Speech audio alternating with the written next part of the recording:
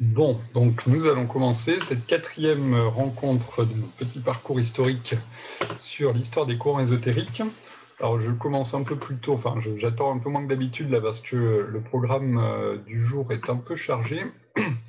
Nous allons parcourir l'ensemble, si c'est possible, l'ensemble du 19e siècle. J'aimerais vraiment qu'on puisse terminer, qu'on puisse couvrir tout le 19e siècle parce que ça nous permettrait comme ça de faire le 20e siècle la prochaine fois et de ne pas aller trop vite sur les mouvements les plus contemporains, donc qui pourraient peut-être intéresser plus particulièrement certains d'entre vous. Et donc du coup, aujourd'hui, le 19e siècle. Alors donc la fois précédente, avec encore un petit empiètement du XVIIIe siècle dessus, à travers les deux premières lignes du programme, la Swedenborg et le magnétisme. Ça commence au XVIIIe siècle et ça se prolonge ensuite au XIXe siècle. Donc, la dernière séance, nous en étions restés à la franc-maçonnerie, naissance de la franc-maçonnerie, et avec un cas particulier de franc-maçonnerie, la franc-maçonnerie néoplatonicienne de Martinez de Pasquali, ses prolongements à travers Villermoz et Saint-Martin, et sa contestation, sa critique par Joseph de Maistre. Alors là aussi, c'était à cheval sur 18e et 19e siècle. Le point à noter dans cette histoire, c'est qu'on restait quand même très largement dans quelque chose qui concernait l'élite de la société. C'était des personnes qui faisaient partie des milieux nobles, de la noblesse, des carrières militaires. Villermoz, c'était un négociant en soi assez riche. Saint-Martin, c'était un militaire de carrière. Et le recrutement des associations, des sociétés secrètes dont il a été question, c'était plutôt les milieux de la noblesse.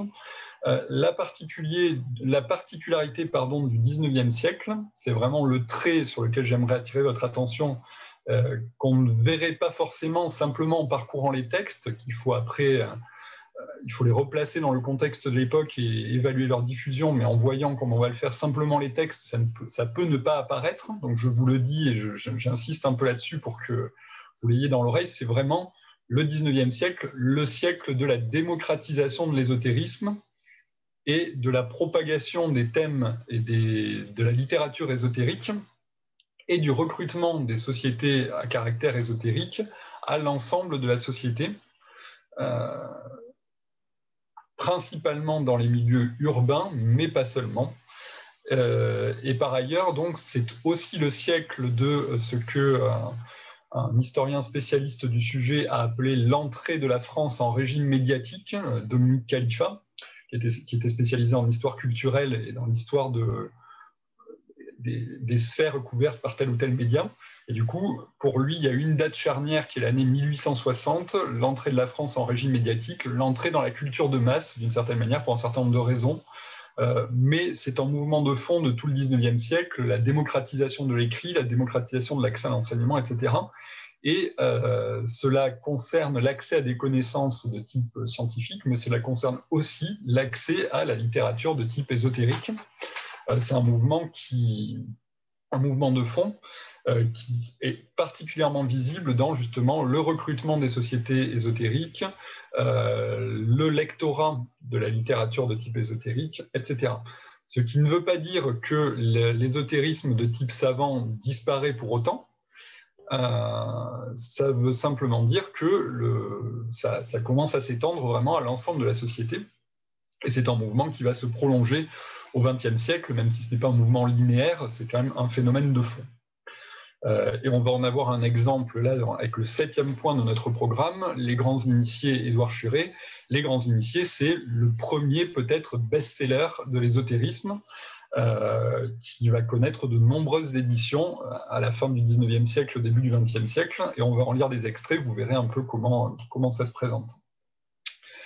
Voilà, alors la première figure de notre programme du jour, c'est un personnage que on pourrait discuter le fait de le placer dans les courants ésotériques, parce que vous allez voir la manière dont il présente sa pensée, à la fois ça sonne ésotérique, et à la fois il a pu être considéré, il est toujours considéré par une partie de ses commentateurs et de ses lecteurs comme simplement un théologien chrétien qui donne une interprétation de type figurative, symbolique des Écritures. Mais c'est sa postérité qui a fait de lui une figure de l'ésotérisme, puisque dès le début, son œuvre a été reçue comme a été entremêlée avec des éléments ésotériques. Donc du coup, ça lui a un peu échappé, et il est devenu un peu malgré lui une figure des chaînes d'initiés, des panthéons convoqués par les courants ésotériques. Alors Swedenborg, donc Emanuel Swedenborg. Bon, pour tous les éléments biographiques que je vais donner dans cette séance, je vais forcément être un peu rapide parce que vu qu'on en a beaucoup à voir, je ne vais pas trop pouvoir m'étendre sur les éléments biographiques, mais à chaque fois, je vais essayer de vous donner quelques petits éléments pour vous aider à le situer. Donc, Swedenborg est né à la fin du XVIIe siècle, 1688, et il meurt en 1772, donc vers la fin, on approche de la fin du XVIIIe siècle. Il est suédois. C'est le fils d'un pasteur connu en Suède à l'époque, qui va devenir évêque de Skåra, ce qui va valoir à ses enfants d'être ennoblis. C'était une tradition suédoise, je ne sais pas si c'est toujours en vigueur. Et Swedenborg est vraiment, dans la première partie de sa vie, c'est une personne, on peut séparer sa vie en deux d'une certaine manière. Il y a la première partie de sa vie qui est une vie de pur scientifique, vraiment très marquée par le rationalisme de son temps, très marqué par l'esprit des Lumières, mais qui dans ces contrées ne s'appelle pas Lumière, c'est l'Enlightenment. La version anglaise et anglo-saxonne, je ne sais pas si le mot correspond ici, en tout cas beaucoup moins anti-religieuse que son pendant français, donc quelque chose qui s'inscrit dans la foi chrétienne traditionnelle, plutôt protestante du lieu, et qui en même temps est tout à fait en quête de connaissances de type rationnel, d'examen, d'accumulation de données scientifiques. Et donc la première partie de la vie de Swedenborg est tout à fait dans le cadre de son temps. Et il y a un moment de bascule, il est déjà assez âgé, en 1740, il a plus de 50 ans. Non, il a plus de 50 ans, et à ce moment-là de sa vie, il fait état de visions, de phénomènes curieux qui se produisent. Alors, il avait déjà commencé à réfléchir auparavant dans des ouvrages sur les questions des rapports de l'âme et du corps, de l'esprit et du corps, des réflexions sur le monde céleste, etc. Donc ça ne sort pas de nulle part, mais tout de même, il y a un tournant dans sa vie, un moment de bascule, où toute sa brillante carrière scientifique du début, il la met de côté pour se consacrer à l'écriture de ce qu'il considère être des révélations qui lui sont faites. Et il va présenter ça, vous allez voir à la lecture de cet extrait, il va présenter ça comme des révélations qui lui sont faites par des anges, par des esprits, et qui lui permettent d'accéder à une intelligence particulière des Écritures. Voilà, et à partir de là, donc, il se met à écrire de façon très volontariste, très active, il se met à écrire des livres où il fait état donc, de ses visions, où il décrit tout ça. Et il cherche à les diffuser le plus largement possible. Alors, du coup, son œuvre, c'est vraiment de la vulgarisation spirituelle avec un peu comme pourrait faire un scientifique, c'est-à-dire qu'il y a les œuvres massives qui s'étendent sur des énormes volumes très complexes, et après, à côté de ça, il écrit des petits ouvrages de vulgarisation plus accessibles pour le grand public.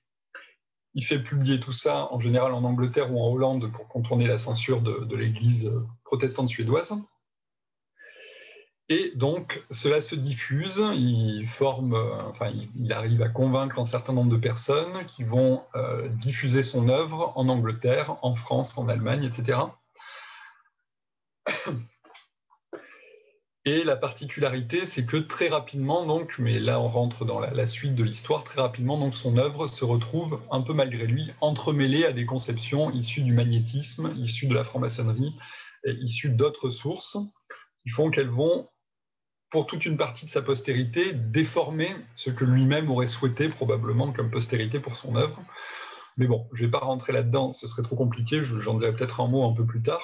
Là, pour l'instant, on en est au texte de Swedenborg lui-même. Alors là, c'est la traduction en français de l'un de ses ouvrages majeurs, Les Arcanes Célestes, qui, dans sa version originale, fait, je crois, 16 volumes ou 18 volumes. C'est une œuvre assez énorme, qui n'a été traduite en français, donc il me semble que c'était la première traduction, qu'en 1841, par l'apôtre le plus zélé en France de la pensée de Swedenborg, Le Boisdéguet, qui est une personne qui a vraiment consacré sa vie à la traduction des œuvres de Swedenborg et à leur diffusion, et surtout à la rectification des erreurs qu'avaient introduites les premiers interprètes de Swedenborg. Donc ça a été comment dire, il a réimpulsé la découverte de Swedenborg en France au milieu du 19e siècle. Mais bon, là, imaginons qu'on est encore à la fin du 18e et que vous avez le texte original qui vous tombe comme ça. Comme si vous appreniez qu'un grand scientifique de renom s'est mis soudainement à écrire ses révélations. Voilà. Donc voilà comment il présente les choses. Livre de la Genèse. Que la parole de l'Ancien Testament contienne les arcanes du ciel et que tous ces arcanes, tant en général qu'en particulier, concernent le Seigneur, le ciel, l'Église, la foi et les choses qui appartiennent à la foi, c'est ce que nul mortel ne peut saisir d'après la lettre. Car d'après la lettre ou le sens de la lettre, personne ne voit autre chose que ce qui concerne en général les externes de l'Église judaïque. Et cependant, il y a partout des internes qui ne se montrent jamais dans les externes, excepté un très petit nombre que le Seigneur a révélé et qu'il a expliqué aux apôtres, comme par exemple que les sacrifices signifient le Seigneur, que la terre de Canaan et de Jérusalem signifie le ciel, et d'après cela, qui d'après cela est appelé Canaan et Jérusalem céleste, pareillement le paradis.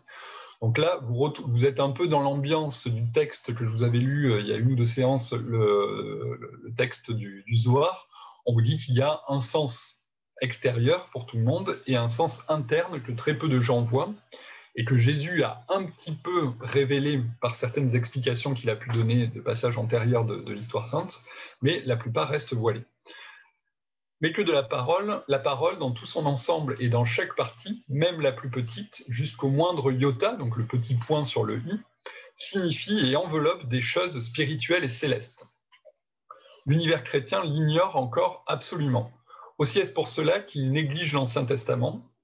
On peut néanmoins savoir que la parole, par cela seul qu'elle est la parole du Seigneur et qu'elle vient du Seigneur, ne peut nulle part être donnée, à moins qu'elle ne contienne intérieurement des choses qui concernent le ciel, l'Église, la foi. Autrement, on ne peut l'appeler la parole du Seigneur, ni dire qu'elle renferme en elle quelque vie. Car d'où vient la vie? Sinon, des choses qui appartiennent à la vie, c'est-à-dire des choses qui en général en particulier se réfèrent au Seigneur, qui est la vie même. Tout ce qui ne concerne pas intérieurement le Seigneur ne vit donc pas, et même le mot dans la parole, qui à sa manière ne l'enveloppe pas ou ne se réfère pas à lui, n'est pas divin. Sans une telle vie, la parole, quant à la lettre, est morte, car la parole est comme l'homme qui, à la connaissance de l'univers chrétien, est externe et interne. L'homme externe séparé de l'homme interne est un corps, et ainsi quelque chose de mort, mais l'homme interne est celui qui vit et qui fait que l'homme externe vit. L'homme interne est l'âme de l'homme, de même la parole, qui, quant à la lettre seulement, est comme un corps sans âme. Par le seul sens de la lettre, quand le mental y est attaché, on ne peut nulle part voir qu'il contient de telles choses. Ainsi, tout ce qu'on peut savoir, d'après le sens littéral de cette première partie de la Genèse, c'est qu'il y est question de la création du monde, du jardin d'Éden, qui est appelé paradis, d'Adam comme premier homme créé. Est-il quelqu'un qui pense autre chose? Mais on verra suffisamment par ce qui va suivre qu'elle contient des arcanes qui n'ont encore été révélés nulle part. Donc là, vous voyez, prétention de Swedenborg, apporter une nouvelle interprétation de la Bible qui n'a jamais été donnée nulle part et qui lui a été révélée à lui. Et que même le premier chapitre de la Genèse, dans le sens interne, traite en général de la nouvelle création de l'homme ou de sa régénération, et en particulier de la très ancienne Église, et même de telle sorte qu'il n'y a pas le plus petit mot qui ne soit un représentatif, un significatif et une enveloppe. Mais qu'il en soit ainsi, nul mortel ne peut jamais le savoir, si ce n'est par le Seigneur. C'est pourquoi il m'est permis de manifester par avance qu'il m'a été accordé, par la divine miséricorde du Seigneur, d'être maintenu depuis quelques années, continuellement et sans interruption, dans la société des esprits et des anges, de les entendre parler et de parler tour à tour avec eux. Qu'ainsi, il m'a été donné d'entendre et de voir des choses surprenantes qui se passent dans l'autre vie, choses qui ne sont jamais venues ni à la connaissance ni à l'idée d'aucun homme. Là, j'ai été instruit sur les divergences d'esprit, sur l'état des âmes après la mort, sur l'enfer ou état déplorable des infidèles, sur le ciel ou état de félicité des fidèles, et surtout sur la doctrine de foi qui est reconnue dans tout le ciel, sujets qui, d'après la divine miséricorde du Seigneur, seront traités avec plus d'étendue dans la suite de cet ouvrage. Évidemment, toute la suite de l'énorme ouvrage va être un commentaire selon ces principes du livre de la Genèse et de passages de la Bible. Voilà, donc là, vous voyez, alors c'est pas quelque chose qui est inédit dans l'histoire des courants ésotériques, on en a déjà vu d'autres exemples avant. Ça évoque un petit peu, si vous avez gardé en tête la manière dont ça se présentait chez lui, ça fait penser à Jacob Boehme dans la manière dont c'est présenté. Pourtant, on sait que Swedenborg n'avait pas lu Boehme, donc il n'y a pas d'influence directe. Là, on a une forme de pensée qu'on peut qualifier d'illuminisme, c'est-à-dire la personne qui est illuminée par une illumination divine et qui, du coup, se retrouve détentrice de clés de lecture, de savoir qui dont la plupart des hommes sont privés. Donc voilà pour Swedenborg. Alors ce qui est intéressant chez Swedenborg, outre la pensée qu'il développe en elle-même, c'est la postérité qu'il a eue, puisque du coup il va très vite, même s'il ne se présente pas comme dans un héritage, et chez lui il n'y a pas du tout cette chaîne d'initiés qu'on peut trouver chez d'autres auteurs, il présente vraiment les choses là comme vous venez de l'entendre, c'est-à-dire ça lui tombe dessus comme ça. Mais très vite, il va être récupéré entre guillemets par les courants ésotériques et greffé au panthéon ésotérique comme une figure d'initié, d'illuminé, etc. Donc voilà pour Swedenborg. Alors, là, nous passons à une toute autre ambiance et en même temps, dans le début du mesmérisme et du magnétisme animal, les courants qui naissent de ce courant-là ésotérique font justement partie des courants qui vont récupérer la pensée de Swedenborg assez rapidement. Les premiers apôtres de Swedenborg, que ce soit en Suède ou en France, étaient des gens qui pratiquaient le magnétisme. La pensée qui va être développée est assez différente, mais historiquement, c'est un peu entremêlé. Et alors, donc, le mesmérisme, vous en avez probablement déjà entendu parler. On a entendu parler donc, du magnétisme animal.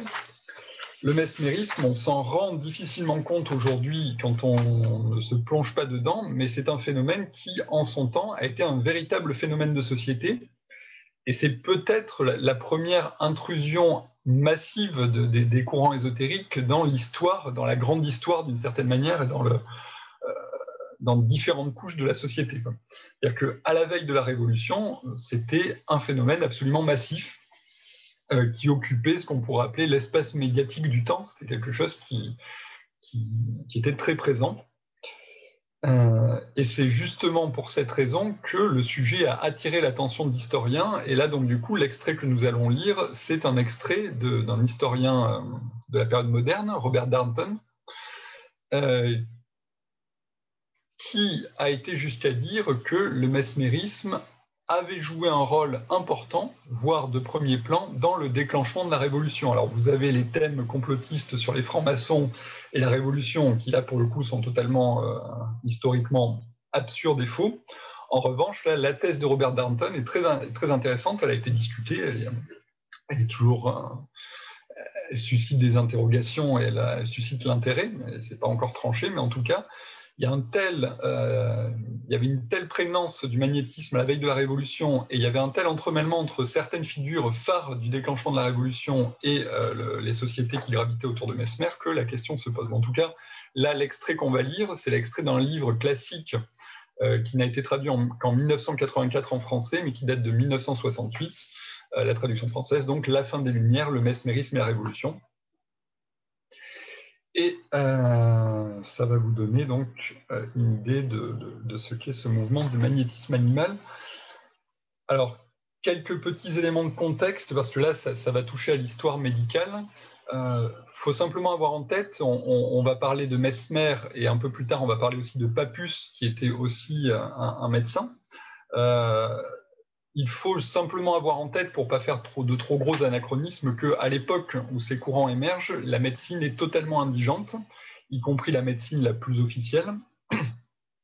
C'est au cours du 19e siècle que va se développer une médecine plus efficace, avec la méthode anatomoclinique de Laennec, Claude Bernard, et au début du 20e siècle seulement, on va commencer à disposer d'une pharmacopée efficace. Mais fin 18e siècle et toute une partie du 19e siècle, les gens malades, on les regarde mourir. Il n'y a quasiment aucun traitement efficace pour aucune maladie un peu grave. Et c'est ce qui explique qu'un certain nombre de courants médicaux qui aujourd'hui nous paraissent complètement farfelus et qui aujourd'hui ne feraient que sourire les gens, à l'époque apparaissaient comme des possibilités d'apporter quelque chose de nouveau qui fonctionne. Et je pense que le mesmérisme doit être lu le succès du mesmérisme doit être lu avec ça en tête si on ne veut pas se dire que toutes les personnes de l'époque étaient folles, quoi. Ce qui n'était quand même pas le cas. Alors, comment les choses se présentent-elles? Donc, je vous lis l'extrait, une espèce de synthèse de la manière dont le magnétisme est arrivé et en quoi consistaient les pratiques magnétiques. En février 1778, Franz Anton Mesmer arrive à Paris et expose sa théorie. La première partie de sa carrière s'était passée en Autriche. C'est là où il a suivi son cursus universitaire. Il avait publié une thèse sur l'influence des planètes sur le corps humain, si ma mémoire est bonne. Je crois qu'il en parle dans l'extrait que j'ai reproduit en dessous. Il a commencé à appliquer ces méthodes thérapeutiques en Autriche. Il y a eu un certain nombre d'ennuis. Il s'est exilé à Paris et c'est en France qu'il a trouvé un terrain propice à accueillir ses théories et à accueillir ses pratiques. Et la France, à l'époque, était la capitale intellectuelle de l'Europe, donc Paris, c'était vraiment le lieu central, quoi. C'était un très bon endroit pour faire rayonner sa pensée. Il arrive à Paris, il expose sa théorie. L'univers baigne dans un fluide ultra fin qui pénètre et enveloppe tous les corps. En réalité, Mesmer n'a jamais vu ce fluide, mais il conclut de ses découvertes qu'il doit être un agent d'attraction, puisque puissant, car les planètes ne pourraient s'attirer dans le vide. Selon lui, ce fluide est source de phénomènes tels que la chaleur, la lumière, l'électricité, le magnétisme, mais c'est son application à la médecine dont il fait valoir l'importance. Pour lui, la maladie provient d'un obstacle qui s'oppose à la circulation de ce fluide à travers le corps qu'il compare à un aimant. L'individu peut contrôler et renforcer l'action de ce fluide en mesmérisant ou en massant les pôles du corps, surmontant ainsi l'obstacle et déclenchant une crise qui se manifeste souvent par des convulsions avant de rétablir la santé ou l'harmonie de l'homme avec la nature. L'harmonie, c'était déjà le grand thème de la pensée de l'époque. À l'appui de cet appel au culte que le XVIIIe siècle voue à la nature, Mesmer a le don de mettre son fluide à l'œuvre. Il provoque des transes ou des accès de somnambulisme chez ses patients et les guérit de maladies qui vont de la cécité à la neurasthénie, produite par une hyperactivité de la rate. Mesmer et ses adeptes réalisent de fascinantes mises en scène. Assis, emprisonnant les genoux du patient entre les leurs, ils glissent leurs doigts sur tout son corps, cherchant les pôles de petits aimants qui composent le grand aimant du corps dans son ensemble. La mesmérisation demande de l'adresse car les petits aimants changent constamment de place. Le meilleur moyen d'établir un rapport avec le patient consiste à se fier à des aimants stables tels que ceux des doigts et du nez. Mesmer interdit les prises de tabac qui risquent de fausser l'équilibre magnétique du nez. Et à éviter les zones telles que le pôle nord au sommet de la tête, qui reçoit habituellement le fluide magnétique des étoiles, et le pôle sud des pieds, qui en sont des récepteurs du magnétisme terrestre. La plupart des mesméristes se concentrent sur l'équateur du corps, au niveau de l'hypocondre, aux parties latérales de la région supérieure du ventre, où Mesmer situe le sensorium général. Cette pratique provoque des commérages sur le magnétisme sexuel, mais pas sur les hypocondriaques, dont les humeurs déséquilibrées éveillent la sympathie et non les railleries réservées aux malades imaginaires. Cette petite définition. Les commérages trouvent aussi une inspiration dans l'équipement de Mesmer, surtout dans sa chambre des crises, matelassée, conçue pour les cas de convulsions violentes, et ses fameux baquets. Alors, vous pourrez aller voir sur Internet à quoi ressemble un baquet de Mesmer. C'est une installation assez imposante pour des traitements collectifs. Vous avez des vidéos, vous avez des images sur Internet. Ils sont généralement remplis de limaille de fer et d'eau magnétisée contenue dans des flacons disposés comme les rayons d'une roue. Ils emmagasinent le fluide et le transmettent par des verges de fer que les patients appliquent sur les parties malades. Assis en rond autour du baquet, les patients se communiquent le fluide au moyen d'une corde enroulée autour d'eux, en se tenant par les pouces et les index pour former une chaîne mesmérique, une sorte de circuit électrique. Mesmer fournit des baquets portatifs à ceux qui désirent prendre des bains dans l'intimité de leur domicile, mais il recommande généralement des traitements collectifs où chacun renforce le fluide et le projette avec une puissance extraordinaire à travers des cliniques entières. Dans ces traitements à l'extérieur, Mesmer magnétise généralement les arbres, puis il attache des groupes de patients à leur tronc avec des cordes en évitant les nœuds qui créent des obstacles à l'harmonie du fluide. À l'intérieur de la clinique, tout est conçu pour provoquer une crise chez le patient. Tapis épais, décoration murale ésotérique, rideaux l'isole du monde extérieur et étouffe les paroles, les cris et les éclats de rire hystériques qui pourraient rompre le lourd silence habituel. Des rayons de fluide le frappent constamment dans la lumière sombre reflétée par les miroirs savamment disposés. Une musique douce jouée par des instruments à vent, un piano ou l'harmonica de verre que Mesmer a contribué à introduire en France, envoie dans son âme des vagues de fluide renforcés. Souvent, le patient s'écroule sur le sol, pris de convulsions. Il est transporté par le valet Antoine dans la chambre des crises, et si son échine ne commence pas à picoter, ses mains à trembler, son hypocondre à vibrer, Mesmer s'approche en personne, vêtu d'une robe de taffetas lilas, et introduit le fluide dans le patient à l'aide de ses mains et de sa baguette magnétisée. Toutes les crises ne prennent pas des formes violentes, certaines se traduisent par un profond sommeil, et certains sommeils favorisent la communication avec les morts ou les esprits lointains, qui envoie des messages par l'intermédiaire du fluide directement dans le sixième sens intérieur du somnambule. Et là, vous commencez à entrevoir, il y avait une petite référence à la décoration ésotérique que Mesmer mettait en place un peu plus haut, mais là, vous commencez à entrevoir comment les pratiques de Mesmer vont être entremêlées avec la pensée de type Swedenborg, puisqu'il va y avoir très vite l'idée que les crises magnétiques offrent la possibilité de contact avec des mondes invisibles. Et donc, d'une pratique qui au départ est médicale, très vite, on va s'acheminer vers des pratiques de type ésotérique. Et on va voir très rapidement que vous avez là la source du spiritisme, un peu plus tard, de cette tentative de rentrer en contact avec les défunts. Alors, le sixième sens intérieur du somnambule, sens qui est extraordinairement réceptif à ce que nous appelons actuellement perception extrasensorielle. Plusieurs centaines de Français font l'expérience de telles merveilles, mais rares sont ceux qui les comprennent, car Mesmer garde toujours pour lui ces grands secrets doctrinaux. Alors, je ne vais pas m'étendre là-dessus, mais Mesmer, derrière une apparence de personne qui cherchait la scientificité, la rationalité et les cures médicales, cultivait également un certain mystère, et il a fondé donc une société de l'harmonie, ou société de l'harmonie universelle, je ne sais plus, qui avait une espèce de cercle intérieur qui était réservé à un certain nombre d'initiés, entre guillemets. Mesmer lui-même était franc-maçon, il avait été initié en Autriche, et il avait cette pratique, ce goût pour la société secrète, mais qui à l'époque était très répandue, c'est-à-dire que c'était vraiment la fin du XVIIIe siècle, c'est une époque où le nombre de loges franc-maçonnes et de sociétés semblables explose, que ce soit en France ou dans d'autres pays d'Europe. Donc voilà pour le mesmérisme. C'est quelque chose qui a une immense postérité, qui donc va s'entremêler non seulement avec la pensée de Swedenborg, mais aussi avec d'autres héritages issus d'autres courants.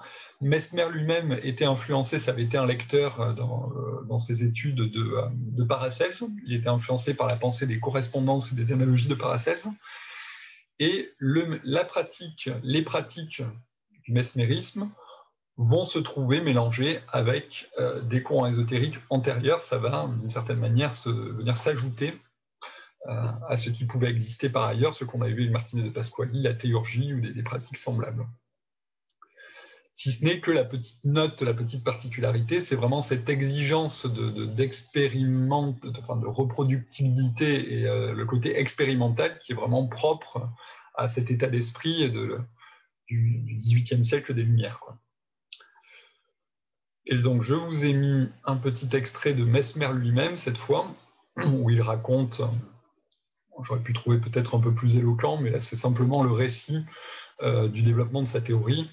Donc, alors c'est un livre publié en 1781, et donc il dit « Il y a 14 ans que j'annonçais pour la première fois au monde savant l'existence du magnétisme animal. Lorsqu'en 1766, je donnais ma dissertation sur l'influence des planètes sur le corps humain, donc sa thèse, j'appuyais ma théorie sur des principes reçus dans les sciences et sur des exemples généralement connus. Mais les inductions particulières que je tirais des unes et des autres n'étaient pas soutenues d'expériences immédiatement applicables à la question. C'était de la spéculation, de la réflexion, mais il n'y avait pas encore les preuves à l'appui. Il en résultait moins une doctrine à recevoir qu'un système à examiner. Depuis que, par la constance de mes travaux et l'exactitude de mes observations, j'ai établi l'évidence de mes principes, donc la preuve de mes principes sur des preuves sans cesse... Bon, je ne sais plus lire ce mot, on doit reconnaître que si les faits aujourd'hui se présentent en foule à l'appui du raisonnement, le raisonnement était venu d'avance à l'appui des faits. Concours qui s'est rarement élevé en faveur des découvertes les plus utiles et les plus vantées. Le magnétisme animal est un rapprochement de deux sciences connues, l'astronomie et la médecine. Donc le thème de l'influence des astres sur tout ça est très important dans la pensée de Mesmer. C'était l'objet de sa thèse, et il conserve ça dans sa théorisation du phénomène. Pour lui, ce sont avant tout des influences astrales qui passent par le fluide magnétique, mais qui se jouent au niveau des planètes. C'est moins une découverte nouvelle qu'une application de faits aperçus depuis longtemps à des besoins sentis de tous les temps. Par cette expression magnétisme animal, je désigne donc une de ces opérations universelles de la nature dont l'action déterminée sur nos nerfs offre à l'art un moyen universel de guérir et de préserver les hommes. Unique possesseur de la vérité la plus précieuse au genre humain, j'en devais le premier hommage, la première jouissance à ma patrie, donc à l'Autriche. Donc voilà pour le magnétisme. Alors les lendemains, l'accueil du magnétisme par les milieux médicaux de son temps est assez froid. J'ai noté la date quelque part. Le magnétisme. Ah oui, voilà, c'est la Société de l'harmonie universelle qui l'a fondée. Et donc le magnétisme est condamné par la faculté de médecine et à plusieurs raisons, d'une certaine manière. Il y a à la fois le côté, le doute sur l'efficacité des cures, et surtout, je pense que ce qui a beaucoup joué à l'époque, enfin je pense, c'est pas moi qui le pense, les commentateurs qui ont tendance à insister là-dessus, ce qui a beaucoup joué à l'époque, ce sont justement toutes les dérives qu'il y a eu autour des crises magnétiques,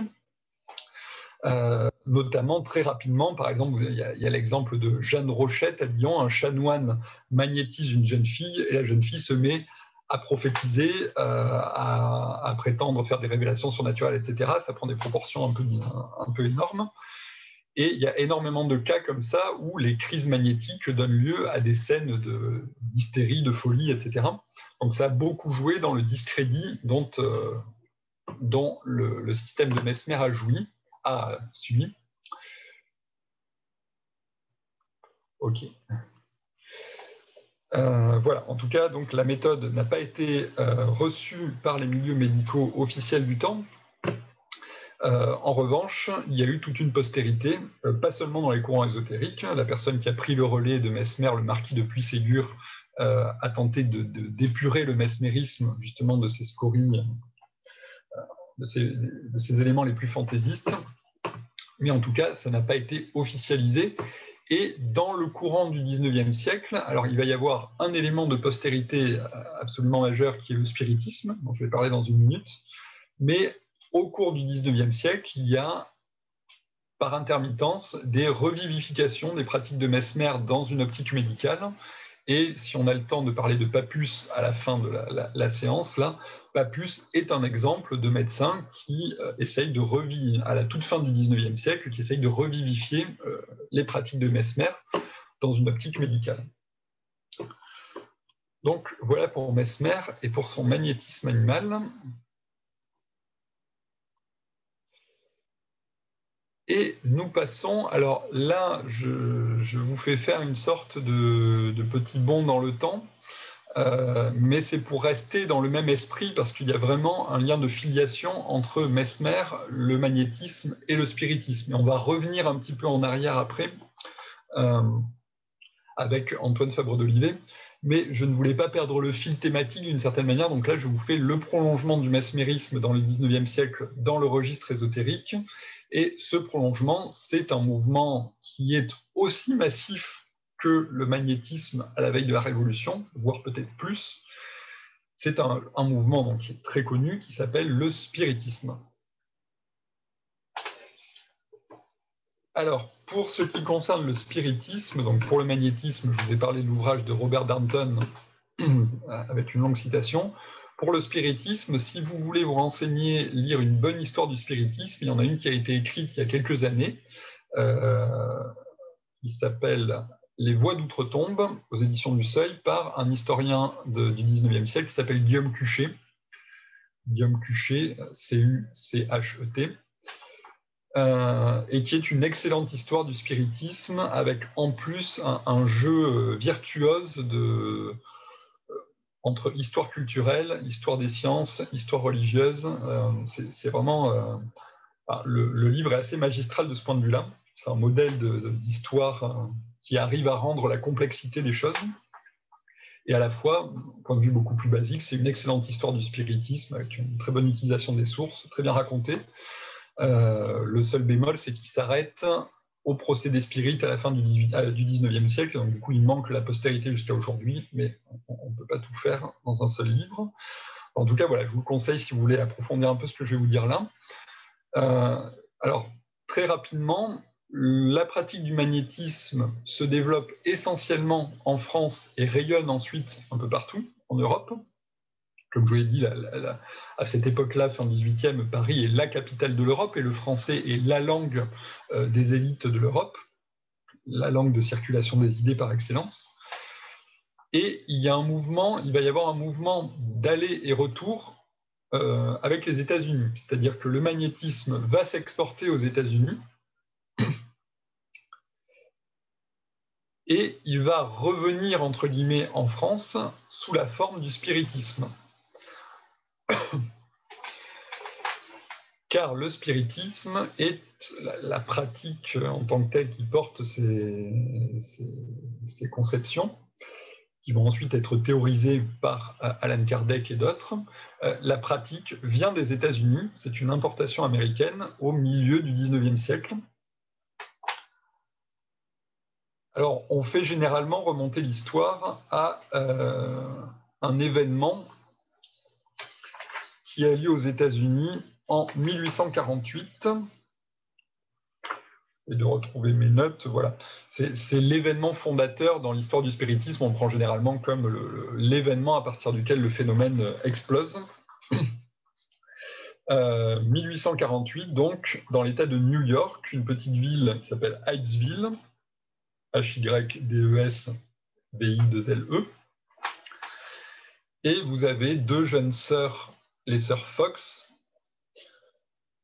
filles d'un pasteur méthodiste, donc une subdivision du protestantisme, qui, dans la ferme où ils viennent de s'installer, se mettent à entendre des coups, des bruits. Alors, le phénomène des maisons hantées ou des manifestations étranges ne remonte pas à 1848. Vous avez toute une histoire de ces phénomènes un peu paranormaux. La particularité ici, c'est qu'au lieu d'avoir peur et d'essayer de fuir la ferme, les deux demoiselles se mettent à essayer d'entrer en contact avec la source de ces bruits. Et voilà qu'elles arrivent à communiquer avec la source de ces bruits et à établir une sorte de langage commun avec l'esprit. Et pour des raisons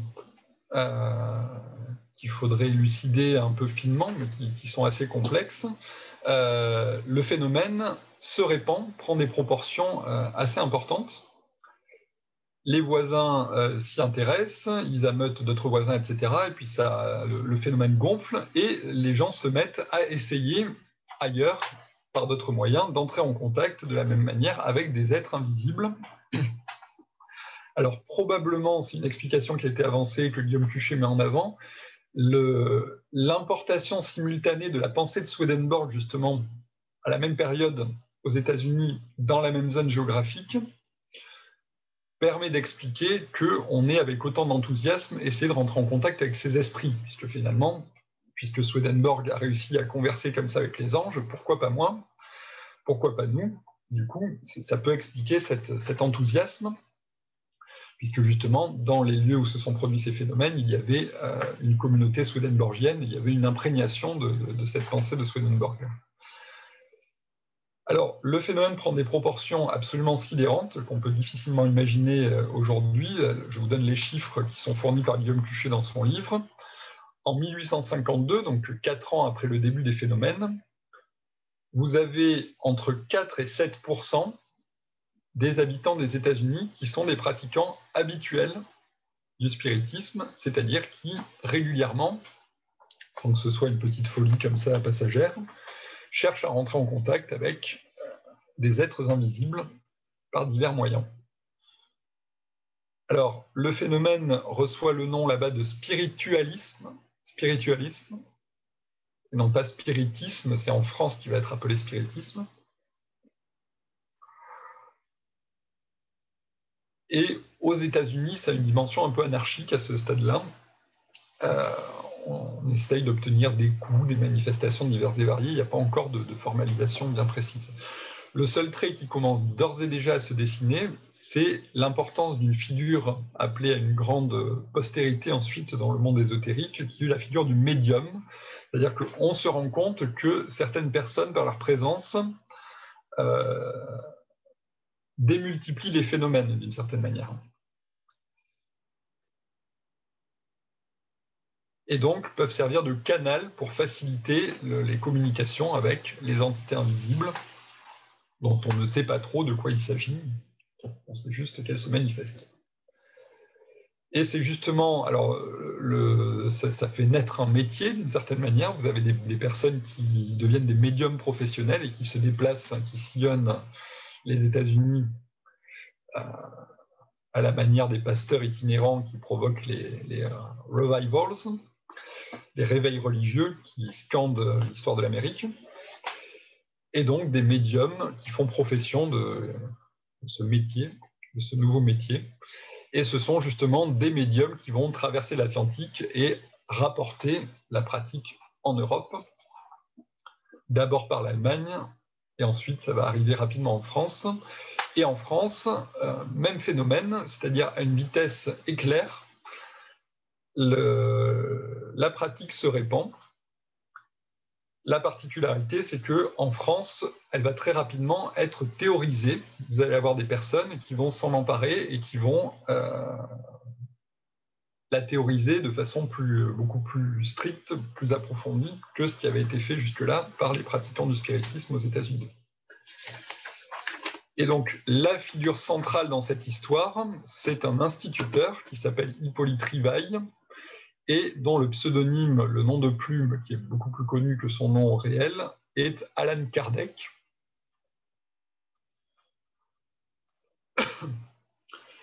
Voilà, Hippolyte Rivail, né en 1804 et mort en 1869.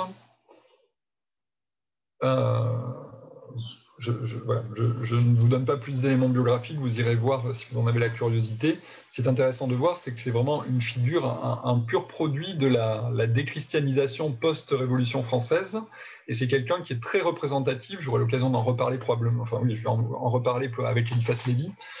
C'est une personne qui est très représentative des personnes qui ont quitté la foi chrétienne suite à la Révolution française, qui sont des générations qui n'ont pas reçu d'éducation religieuse, etc., mais qui gardent un appétit pour le mystère et un appétit pour les pratiques d'ordre surnaturel, et qui du coup est une espèce de jonction qui aujourd'hui nous paraît assez surprenante, mais qui est vraiment très caractéristique des courants ésotériques du 19e siècle, et même jusqu'à aujourd'hui finalement.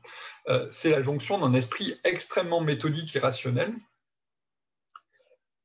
avec des pratiques et des théorisations qui peuvent nous paraître complètement folles, quoi.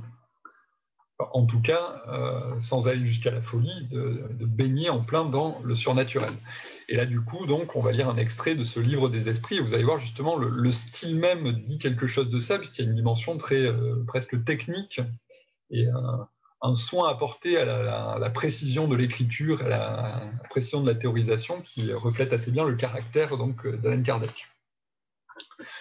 Alors, le livre des esprits, oui, alors je oublie de le préciser, mais donc, Allan Kardec écrit un certain nombre d'articles, il fonde une revue, ça va vraiment être lui l'animateur et le théoricien du spiritisme, même si ce n'est pas la seule figure du mouvement, et il va à la fois théoriser le contenu doctrinal, entre guillemets, du spiritisme, et à la fois formaliser un peu les pratiques, puisque justement, toute la question va être de trouver un bon moyen d'arriver à obtenir des communications de ces esprits. Comment arriver à obtenir des messages intelligibles? C'est bien beau d'avoir des coups ou d'avoir des objets qui se déplacent, mais le souhait des personnes qui pratiquent ça, c'est d'essayer d'avoir des choses un peu plus, des révélations un peu plus tangibles, un peu plus consistantes sur ce fameux monde invisible que les esprits sont supposés révéler. Et donc là, vous avez le livre qui est en quelque sorte la Bible du mouvement spirit, le livre des esprits. Alors, ce serait intéressant d'aller voir combien il y a eu de rééditions depuis sa première publication en 1857. C'est probablement énorme, il est toujours édité ce livre, et vous le trouvez à la FNAC. Enfin, c'est un livre qui continue de se vendre, qui continue d'être utilisé par les spirites actuels, de servir de référence à des spirites actuels. Et donc voilà comment ça se présente, le livre des esprits, contenant les principes de la doctrine spirit sur l'immortalité de l'âme, la nature des esprits et leur rapport avec les hommes, les lois morales, la vie présente, la vie future et l'avenir de l'humanité. Selon l'enseignement donné par les esprits supérieurs à l'aide de divers médiums, recueillis et mis en ordre par Allan Kardec. Vous voyez, il se présente comme simplement un récepteur, un transcripteur de ce qui a été récolté par les médiums au contact des esprits. Prolégomène nota « Les principes contenus dans ce livre résultent soit des réponses faites par les esprits aux questions directes qui leur ont été proposées à diverses époques et par l'entremise d'un grand nombre de médiums, soit des instructions données par eux spontanément à nous ou à d'autres personnes sur les matières qu'ils renferment. Le tout a été coordonné de manière à présenter un ensemble régulier et méthodique et n'a été livré à la publicité qu'après avoir été soigneusement revu à plusieurs reprises et corrigé par les esprits eux-mêmes. Cette nouvelle édition a pareillement été de leur part l'objet d'un nouvel et minutieux examen. » Donc vous voyez, c'est une sorte de validation scientifique, de revue par les pairs à la mode universitaire, sauf que là, ce sont les esprits qui jouent le rôle de correcteurs et qui vérifient que le livre ne contient pas d'erreur. Ce qui est entre guillemets à la suite des questions est la réponse textuelle donnée par les esprits, donc une espèce de dictée céleste. Ce qui est marqué par un autre caractère ou désigné d'une manière spéciale à cet effet comprend les remarques ou développements ajoutés par l'auteur et qui ont généralement subi le contrôle des esprits. Alors, j'ai oublié de vous le préciser, mais la pratique qui va s'imposer et qui va donner son nom, un de ses noms au mouvement, c'est la pratique des tables tournantes, là très directement héritée des pratiques de Mesmer, c'est-à-dire des personnes qui se mettent autour d'une table et qui se touchent les mains, petit doigt par petit doigt, si possible avec une alternance homme-femme, avec une théorisation derrière sur le fait que ça permet de mieux faire circuler le fluide ou de mieux canaliser les révélations des esprits. Et après, ça va se compliquer d'autres pratiques, des alphabets qui bougent, qui vont permettre d'indiquer les lettres. Donc les lettres bougent avec quelque chose qui indique des lettres et on note scrupuleusement les mots qui sont formés ainsi. Après, vous avez aussi la pratique directement plus médiumnique où un médium note ce qu'il reçoit directement par locution intérieure, etc. Oui, c'est ça. Ça, c'est le nom que ça a pris plus tard, le Ouija. Enfin, il y a tout un tas de... En fait, c'est assez varié les pratiques qui en découlent. Tout est... voilà. Mais l'une des choses qui a été le plus pratiquée alors, c'était les tables tournantes. C'était la table qui donnait les messages, les transmissions des esprits. Alors, chapitre 1er, des esprits. Donc là, c'est le tout début du livre, et je vous ai mis quelques extraits pour vous montrer la manière dont les choses sont pensées et théorisées par Allan Kardec. Origine et nature des esprits, monde normal primitif, forme et ubiquité des esprits, périsprit, divers ordres d'esprits, échelle spirit, progression des esprits et anges et démons. Origine et nature des esprits, quelle définition peut-on donner des esprits? Alors, petit détail formel, ça reprend la forme des anciens catéchismes par question-réponse. Et Allan Kardec a toute une œuvre, avant sa carrière de spirit, a toute une œuvre de pédagogue. C'est quelqu'un qui s'est beaucoup préoccupé de pédagogie. Et on le ressent dans ses écrits, cette préoccupation de rendre les choses accessibles. Et ce jeu de questions-réponses, justement, qui restitue à la fois la manière dont fonctionnent les séances et à la fois les anciens catéchismes, il y a aussi une dimension didactique. Ça permet de mieux rentrer dans la compréhension etc. Et ça a beaucoup joué probablement dans la propagation du mouvement et la propagation de la littérature spirit à l'ensemble de la population. Quelle définition peut-on donner des esprits? On peut dire que les esprits sont des êtres intelligents de la création, ils peuplent l'univers en dehors du monde matériel. Les esprits constituent-ils un monde à part, en dehors de celui que nous voyons? Oui, le monde des esprits ou des intelligences incorporelles. Quel est celui des deux, le monde spirit ou le monde corporel, qui est le principal dans l'ordre des choses? Le monde spirit, il est préexistant et survivant à tout. Le monde corporel pourrait-il cesser d'exister ou n'avoir jamais existé sans altérer l'essence du monde spirit? Oui, ils sont indépendants et pourtant leur corrélation est incessante car ils réagissent incessamment l'un sur l'autre. Les esprits occupent-ils une région déterminée et circonscrite de l'espace? Oui, les esprits sont partout. Non, les esprits sont partout, les espaces infinis en sont peuplés à l'infini. Il y en a sans cesse à vos côtés qui vous observent et agissent sur vous à votre insu, car les esprits sont une des puissances de la nature et les instruments dont Dieu se sert pour l'accomplissement de ses vues providentielles, mais tous ne vont pas partout, car il est des régions interdites aux moins avancées. Voilà, alors ce qui n'apparaît pas dans cet extrait, mais j'aurais pu en mettre qui vous aurait fait voir ça, c'est que le spiritisme va s'articuler très rapidement avec la croyance en la réincarnation. La croyance en la réincarnation qui n'est pas encore à ce stade-là une importation hindou-bouddhiste. C'est plus tard, avec la société théosophique, qu'on va récupérer des conceptions qui viennent d'Orient. Mais là, on est sur une logique de la réincarnation qui est inscrite dans une filiation occidentale et qui a un nom technique qui s'appelle la métempsychose. Alors, j'ai pas relu mes notes à ce sujet avant cette séance, donc j'ai plus fraîchement en tête les chemins que ça a suivi pour arriver jusqu'à Allan Kardec. Notamment, il y a un penseur de la première moitié du 19e, Jean Reynaud, qui a porté cette pensée de la réincarnation, de la métempsychose. En tout cas, voilà, là, c'est un courant qui ne se réclame d'aucune influence orientale et qui va quand même présenter une croyance en la réincarnation avec un aspect, on pourrait dire un effet un peu cliqué, c'est-à-dire qu'on se réincarne, mais toujours de façon ascensionnelle, et il y a une espèce de progression vers une vie de plus en plus spirituelle. Et on ne peut pas déchoir, il n'y a pas du tout cette peur, comme il peut y avoir dans les religions orientales, de se réincarner en animal ou de se réincarner dans un état dégradé, quoi. Et donc, du coup, dans la conception que va développer Allan Kardec, il va y avoir l'idée que ce qu'on espère des communications des esprits, ce sont les bonnes indications qui vont nous permettre de nous réincarner plus vite dans des états supérieurs, jusqu'à l'état ultime qui sera l'état de pure spiritualisation, puisque l'horizon qui est proposé dans cette forme de vie religieuse et dans ces pratiques, c'est l'accès à l'état d'esprit supérieur, d'esprit bienheureux d'une certaine manière. Voilà. Les esprits les plus avancés. Et c'est vraiment la petite touche très 19e de ce courant du spiritisme, c'est cette dimension du progrès et de l'évolution, quoi. Les lois de l'évolution. Et je vous ai mis quand même, on ne pouvait pas passer à côté de cette occasion de lire cette petite séance spirit, qui est donc la séance spirit la plus reproduite et la plus connue de l'histoire, c'est la séance qui a converti Victor Hugo.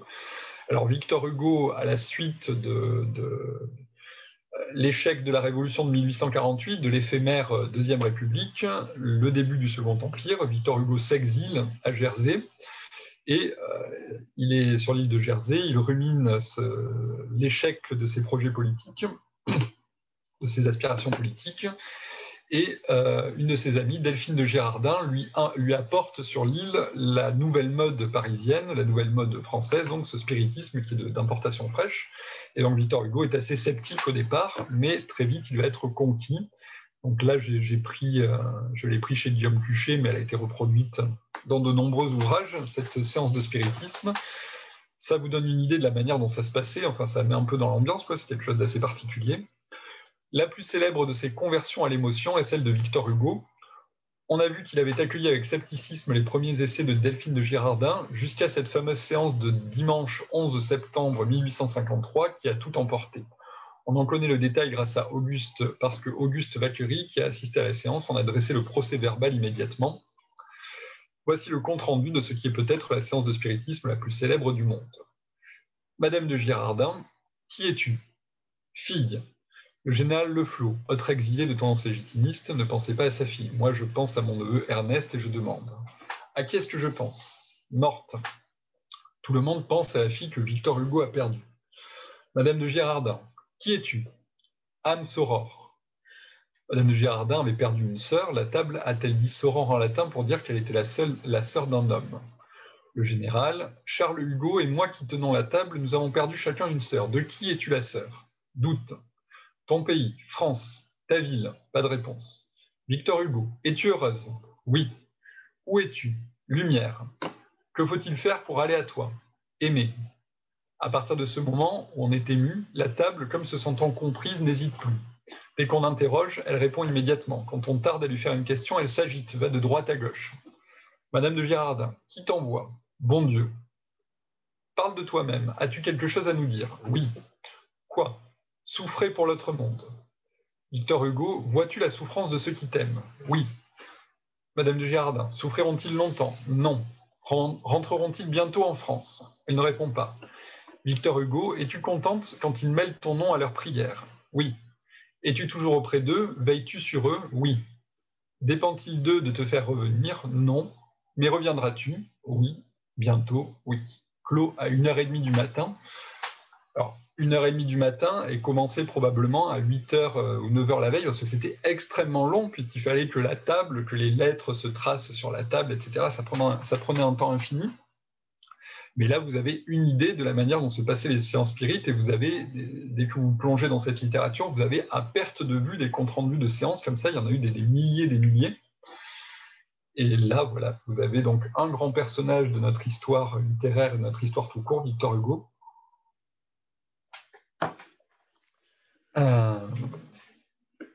qui a participé à ces petites séances. Voilà, alors, postérité du spiritisme.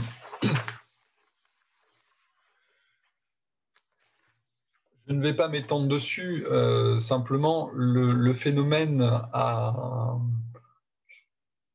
beaucoup préoccupé, a beaucoup occupé toute une partie de la seconde moitié du XIXe siècle. Beaucoup de polémiques, beaucoup de discussions à ce sujet. Vous imaginez bien qu'avec les milieux religieux, ça posait un certain nombre de questions. Il ne faut pas s'imaginer que les choses étaient aussi tranchées que les milieux scientifiques et les milieux religieux, tous ouvertement contre le spiritisme et des espèces de polarisation comme ça, c'était beaucoup plus complexe. Vous avez des personnes du clergé qui ont pratiqué, vous avez des personnes qui ont été très hostiles. Dans les milieux scientifiques, il y a eu de la curiosité pour le phénomène et des refus, des rejets massifs. C'est quelque chose d'assez complexe que Guillaume Cuchet restitue très bien dans son livre. Donc, si vous voulez aller voir comment ça s'est joué, vous pouvez vous tourner vers son livre. Mais il y a eu un événement qui a sonné le glas d'une certaine manière de...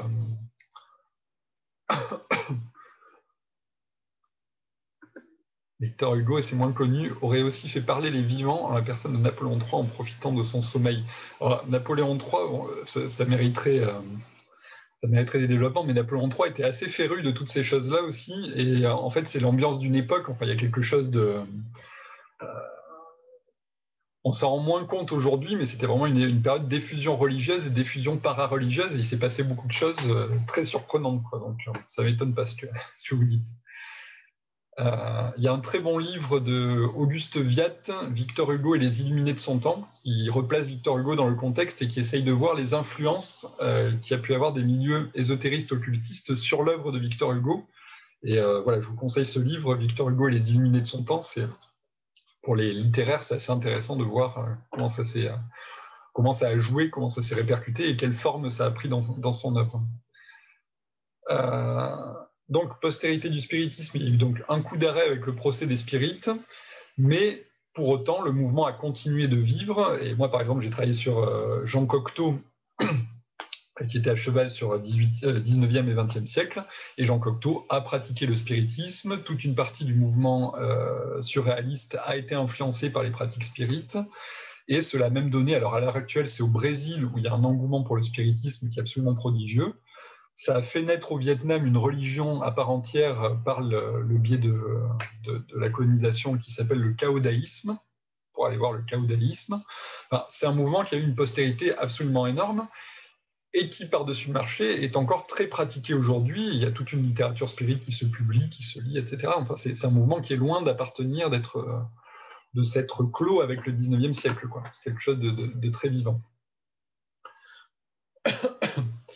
Avec des théorisations assez proches de ce que proposait déjà, ce que proposait en son temps Allan Kardec. Alors, je refais simplement une petite capture d'écran à mi-parcours pour l'appel. Donc, pardon pour cette petite pause.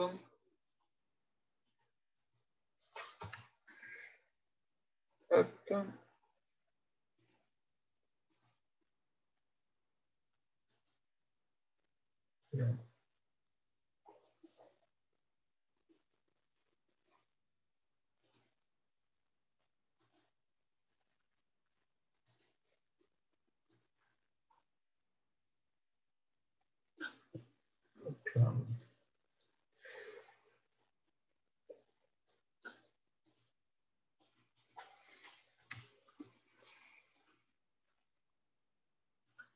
Bon, voilà, très bien. Voilà pour le spiritisme, donc.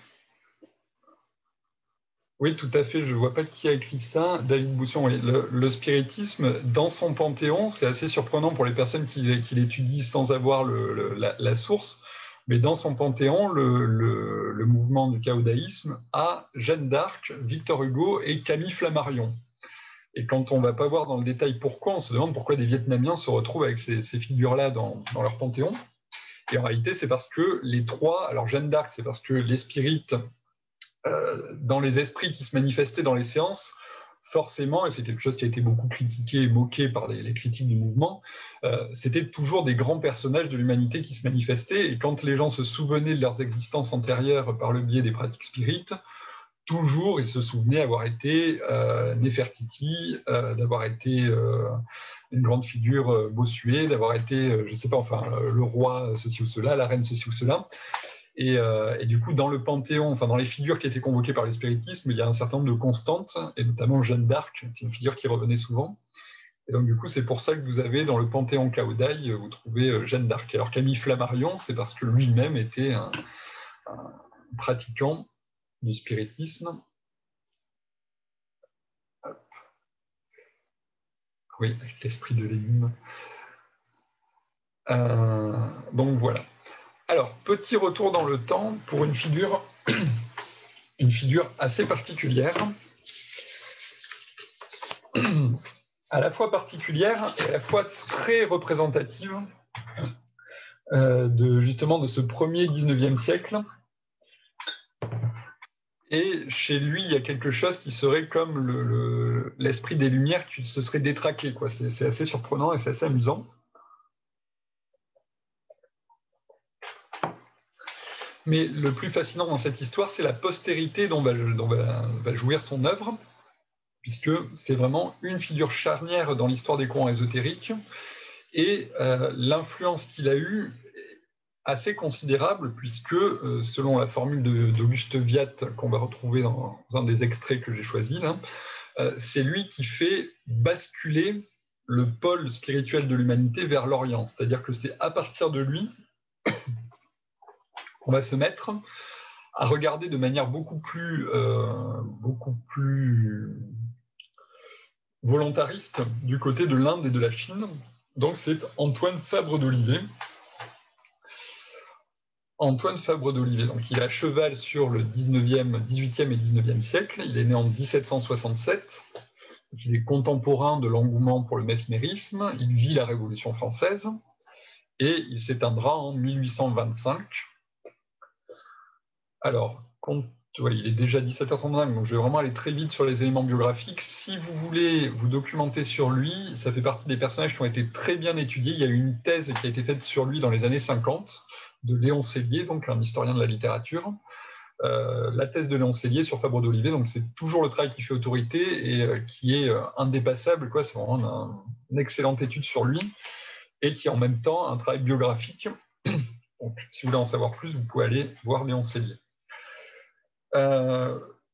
Deux, trois mots sur deux, trois petits éléments de biographie. Donc, c'est une personne qui naît dans les Cévennes, dans une famille protestante, et qui part à Paris dans l'espoir de faire une carrière dans l'écriture. Écriture au sens, là, vie intellectuelle et vie philosophique, quoi. Il est l'élève d'une figure totalement méconnue aujourd'hui, mais qui à l'époque était assez influente, qui s'appelle Delille de Sales. Delille, D-E-L-I-S-L-E, plus loin plus loin Sales, S-A-L-E-S, auteur d'une volumineuse philosophie de la nature, donc qui en son temps a été assez lue. Et c'est par l'intermédiaire de Delisle de Sales donc, qu'il a eu accès à une gigantesque bibliothèque. Il paraît que Delisle de Sales avait la plus grande bibliothèque privée de son temps, des dizaines de milliers de volumes. Il faut s'imaginer que à l'époque, l'accès aux livres n'était pas aussi facile qu'aujourd'hui, et évidemment pas Internet, et évidemment pas les livres de poche et les livres à quelques euros. Donc c'est grâce à ça qu'Antoine Fabre d'Olivet a pu avoir accès à autant d'écrits. Une autre figure qui a joué un rôle dans la structuration de sa pensée, c'est une personne qui s'appelle Antoine Court de Gébelin. Court, C-O-U-R-T, plus loin 2, plus loin Gébelin.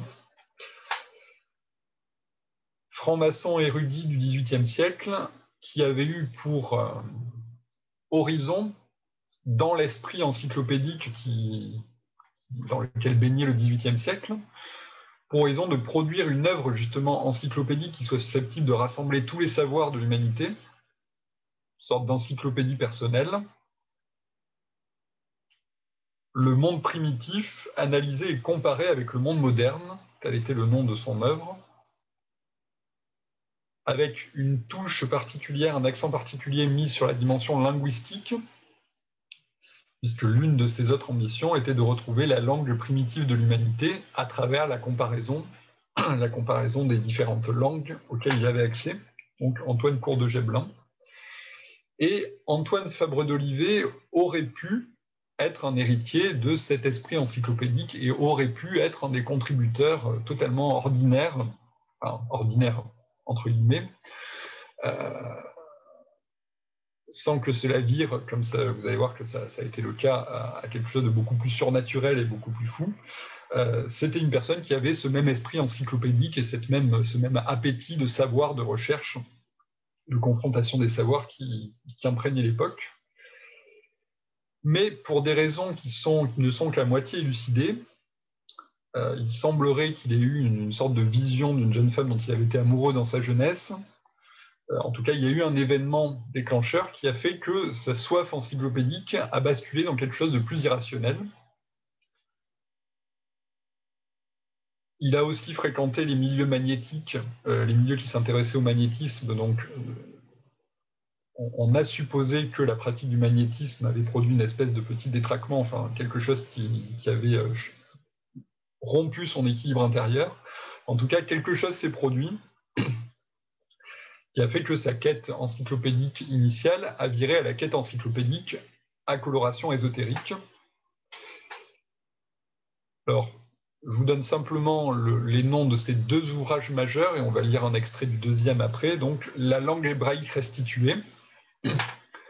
La langue hébraïque restituée, je n'en dis pas plus, là on va voir de quoi il s'agit avec l'extrait qui vient là. Et L'histoire philosophique du genre humain, donc qui est sa grande œuvre de récapitulation de l'histoire philosophique, en réalité de l'histoire totale de l'humanité. Une œuvre dans laquelle il entend restituer la totalité de l'histoire humaine.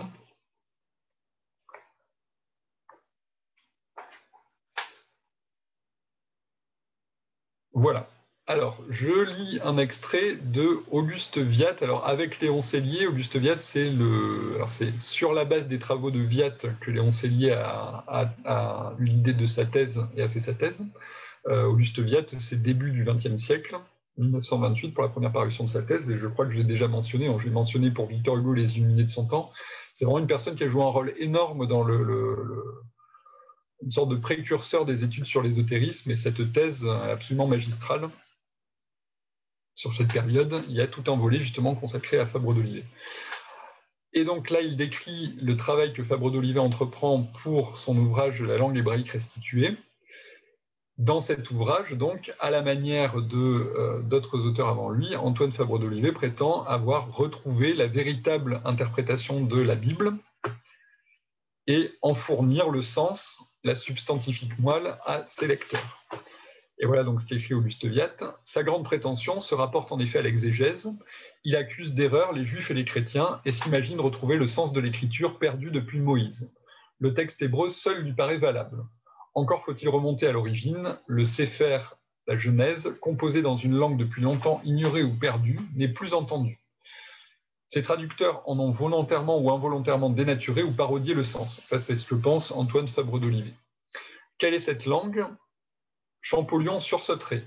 Les savants modernes crient à l'imposture et l'on ne voit pas comment les occultistes ont le front de soutenir la renommée de Fabre d'Olivet dès lors qu'ils tombent dans cette méprise effroyable d'identifier le parler de Moïse avec celui des anciens Égyptiens. Tel est pourtant le nœud de sa découverte. Il faut voir avec quelle hauteur il tense les chrétiens coupables de n'avoir discerné que les formes extérieures. Les hérésies se justifient par cette incompréhension. Chrétiens, musulmans et juifs possèdent, avec les formes extérieures de l'ouvrage de Moïse, donc la Genèse, le Pentateuque, les premiers livres de la Bible, seulement le sens le plus grossier et le plus matériel. Vous voyez, ça fait écho à des choses qu'on a déjà lues. Celui que ce théocrate, donc Moïse, avait destiné à servir de voile au sens spirituel dont il réservait la connaissance aux initiés. Mais la Providence a suscité Fabre d'Olivet qui retrouve la vérité disparue. Allons de l'avant en pénétrant dans les sanctuaires des Esséniens, en nous méfiant de la doctrine extérieure des Juifs, en ouvrant enfin cette arche sainte qui, depuis plus de 3000 ans, fermée à tous les profanes, a porté jusqu'à nous, par un décret de la Providence divine, les trésors amassés par la sagesse des Égyptiens. Nous nous attacherons surtout aux 10 premiers chapitres de la Genèse. Ils renferment la cosmogonie entière, c'est-à-dire l'origine de l'univers, celle des êtres, depuis le principe élémentaire jusqu'à l'homme, leur principale vicissitude, l'histoire générale de la Terre et de ses habitants. Comment Fabre d'Olivet sait leur substance, il ne nous le dit pas, et pour cause, pas plus qu'il ne justifie l'étrange jargon qu'il substitue au texte classique de la Bible. En veut-on un exemple? Au commencement, Dieu créa le ciel et la terre. Non, voyons ce que deviennent sous sa plume les 2 premiers versets. Donc voilà la traduction classique. Au commencement, Dieu créa le ciel et la terre, mais la terre était informe et toute nue. Les ténèbres couvraient la face de l'abîme et l'esprit de Dieu reposait sur les eaux. Et voilà comment traduit ce qu'écrit Fabre d'Olivet. La principiation, dans le principe, Elohim, lui les dieux, l'être des êtres, avait créé en principe ce qui constitue l'existence des cieux et de la terre. Mais la Terre n'était qu'une puissance contingente d'être dans une puissance d'être, l'obscurité, forme astringente et compressive, enveloppait l'abîme, source infinie de l'existence potentielle, et l'Esprit divin, souffle expansif et vivifiant, exerçait encore son action génératrice au-dessus des eaux, image de l'universelle passivité des choses. Voilà, donc en fait, c'est ce que vous explique Auguste Viat, c'est que Antoine Fabre d'Olivet donc, a prétendu avoir retrouvé le sens réel de la Bible, que les chrétiens et les juifs avaient perdu, et c'est donc commenté à vide depuis plusieurs siècles, voire plusieurs millénaires, et lui donc arrive, et sans connaître le premier mot de l'hébreu, restitue le sens véritable du texte, en donne la bonne traduction, et etc.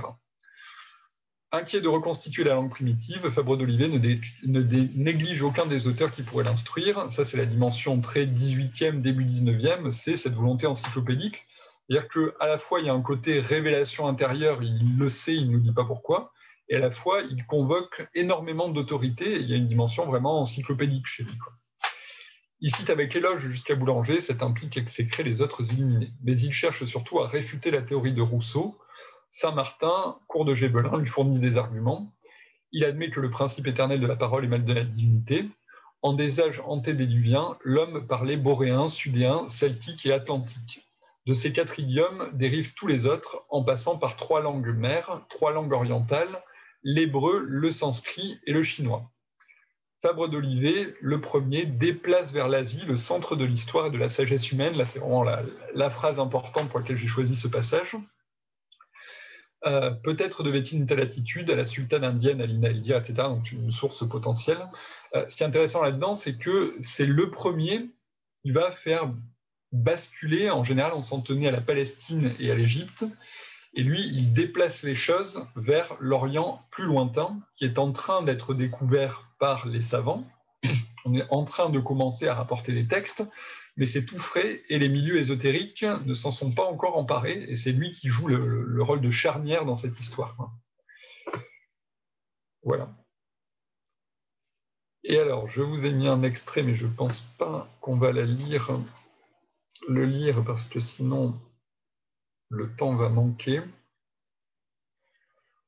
C'est un passage où il décrit sa démarche. Bon, vous le lirez si vous avez le temps. En gros, l'idée qu'il va développer dans ce passage, c'est l'introduction donc, de l'histoire philosophique du genre humain. le premier titre de l'ouvrage, donc c'était De l'état social de l'homme. Après, il a été réédité sous le titre Histoire philosophique du genre humain, et c'est ce titre-là qu'on utilise généralement. Ce qu'il va décrire, je vous ai mis cet extrait, parce que ce qui est intéressant de voir, c'est comment il va justifier sa démarche en disant, voilà, avec les progrès de la recherche sur les textes, avec les progrès de la science, on ne peut plus tenir pour vrai le discours de la Bible, et en le confrontant aux autres textes des autres grandes traditions, on est obligé ou bien de considérer qu'ils se trompent tous, ou bien d'en choisir un des deux, et ça veut dire que toute une partie de l'humanité se serait trompée. Donc on ne peut pas se satisfaire de cette idée. Sauf si, et c'est là où il va réamorcer une pensée dont on a déjà parlé, qui est la philosophia perennis, sauf si on accepte l'idée que les formes extérieures prises par ces textes ne sont justement que des surfaces, et qu'il faut aller chercher plus profond, auquel cas on va prendre conscience du fait qu'ils disent tous la même chose. Et du coup, il va faire confluer les éléments. Et c'est aussi une des raisons pour lesquelles il va retraduire la Genèse pour la faire correspondre à la traduction qu'il va proposer par ailleurs d'autres textes des traditions, les textes de Pythagore, les textes hindous, etc. Donc, du coup, il va essayer de chercher, de forger une confluence des religions qui auraient une seule et même origine et un seul et même substrat, quoi. Voilà, bon, vous le lirez si vous voulez au calme. Là, j'ai peur que si on lise, on n'ait plus le temps pour la suite. Alors, nouveau personnage de notre histoire et nouveau personnage charnière, c'est Eliphas Lévi. Et là, donc, on franchit quelques décennies. Et Eliphas Lévi, donc oui, c'est vraiment le 19e siècle presque incarné, j'ai envie de dire, quoi. Il y a quelque chose de... Dans son parcours et dans son œuvre qui est très typiquement 19e. Et c'est à lui qu'on attribue généralement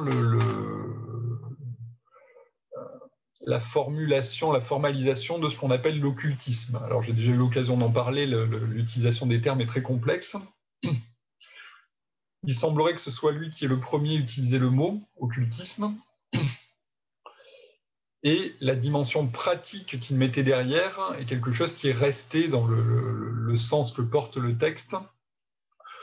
Ésotérisme sera plutôt de l'ordre théorique, et occultisme, ça va plutôt sonner comme quelque chose avec une tentative de mise en pratique, quoi. Mais bon, les questions de définition, j'en ai déjà dit un mot, c'est quand même quelque chose d'assez compliqué.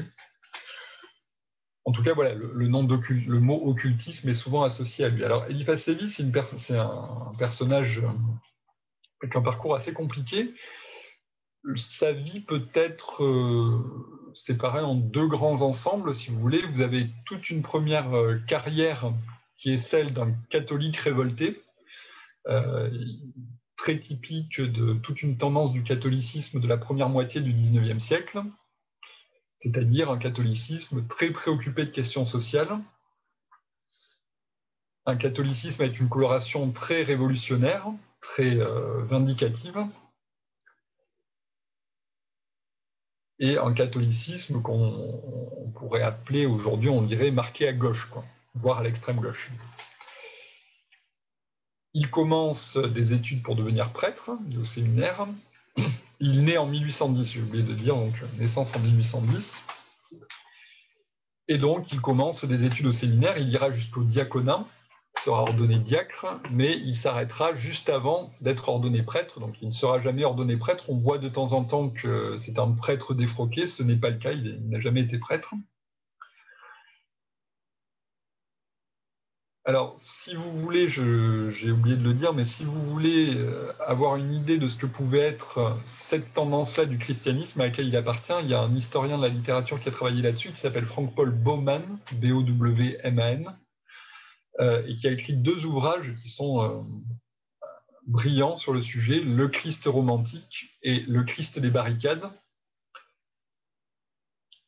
Le Christ romantique et le Christ des barricades, donc deux ouvrages, le premier en 1973, le deuxième en 1987, qui a été récemment réédité par les éditions du Cerf, et ça vous donne une idée de la complexité du catholicisme à ce moment et de ce milieu de christianisme révolutionnaire, parce que c'était au-delà des seules sphères catholiques, ce christianisme révolutionnaire qui existait à l'époque et qui a des prolongements jusqu'à aujourd'hui, que ce soit dans les ZAD à Notre-Dame-des-Landes ou ailleurs, quoi. Alors, donc ça, première partie de la vie d'Eliphas Lévi, qui à ce moment-là s'appelle encore Alphonse Louis Constant. Il publie un certain nombre de livres. Je ne vais pas m'étendre dessus, là je vous ai mis simplement un extrait pour vous montrer que déjà l'ésotériste est en germe avant même sa conversion à l'ésotérisme à proprement parler.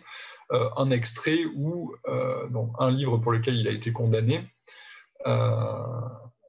La Bible de la liberté, donc un petit extrait. Enoch fut enlevé vivant au ciel et laissa un livre gravé sur la pierre. Hermès et Orphée recueillirent l'âme d'un monde enseveli sous le déluge. Socrate et Pythagore, Platon et Aristote s'élèvent encore vivants sur les ruines de la civilisation des Grecs. Homère semble avoir conversé avec les auteurs de la Bible, et il ne nous reste des grandeurs de Rome que les écrits immortels qu'élabora le siècle d'Auguste.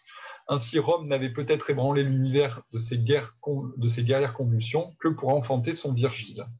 Le christianisme est le fruit de toutes les méditations des sages de l'Orient qui revivent en Jésus-Christ.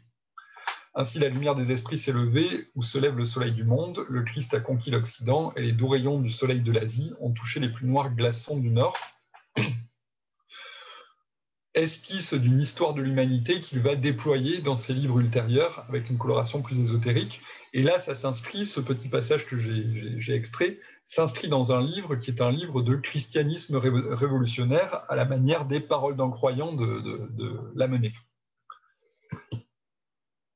À la suite de la révolution de 1848 et de l'éphémère Deuxième République, Eliphas Lévi fait partie des déçus de la tournure que prend les événements, l'avènement du Second Empire et le retour à un ordre qui semble presque une sorte de retour à l'Ancien Régime, quoi.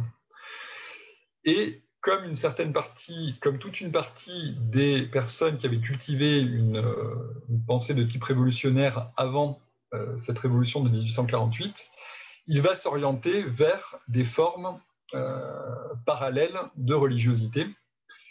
Et son virage occultiste commence franchement au début du Second Empire et au lendemain de la Révolution. Il y a quelque chose d'assez similaire à ce que dit Victor Hugo, d'une certaine manière. Sauf que chez lui, ça va prendre des proportions beaucoup plus accusées que chez Victor Hugo. Et il va se mettre, notamment à partir des années 1860, à écrire des livres de magie, des livres d'occultisme et des livres donc avec une tentative de reconstitution d'une histoire ésotérique de l'humanité. Donc, ces trois œuvres majeures sont 1856, le dogme et rituel de la haute magie, 1860, histoire de la magie, et 1861, la clé des grands mystères. Ça forme une espèce de triptyque qui sont entremêlés avec d'autres publications, mais c'est vraiment le cœur de son œuvre et la partie de son œuvre qui va contribuer à son rayonnement, quoi. Alors, je vous ai mis un extrait de la préface d'Histoire de la magie qui vous présente le projet d'ensemble, le triptyque donc, de ces trois grandes œuvres. Les travaux d'Eliphas Lévi, donc là c'est lui qui écrit, mais il commence à la troisième personne. Les travaux d'Eliphas Lévi sur la science des anciens mages formeront un cours complet divisé en trois parties. La première partie contient le dogme et rituel de la haute magie, la seconde l'histoire de la magie, et la troisième la clé des grands mystères qui sera publiée plus tard.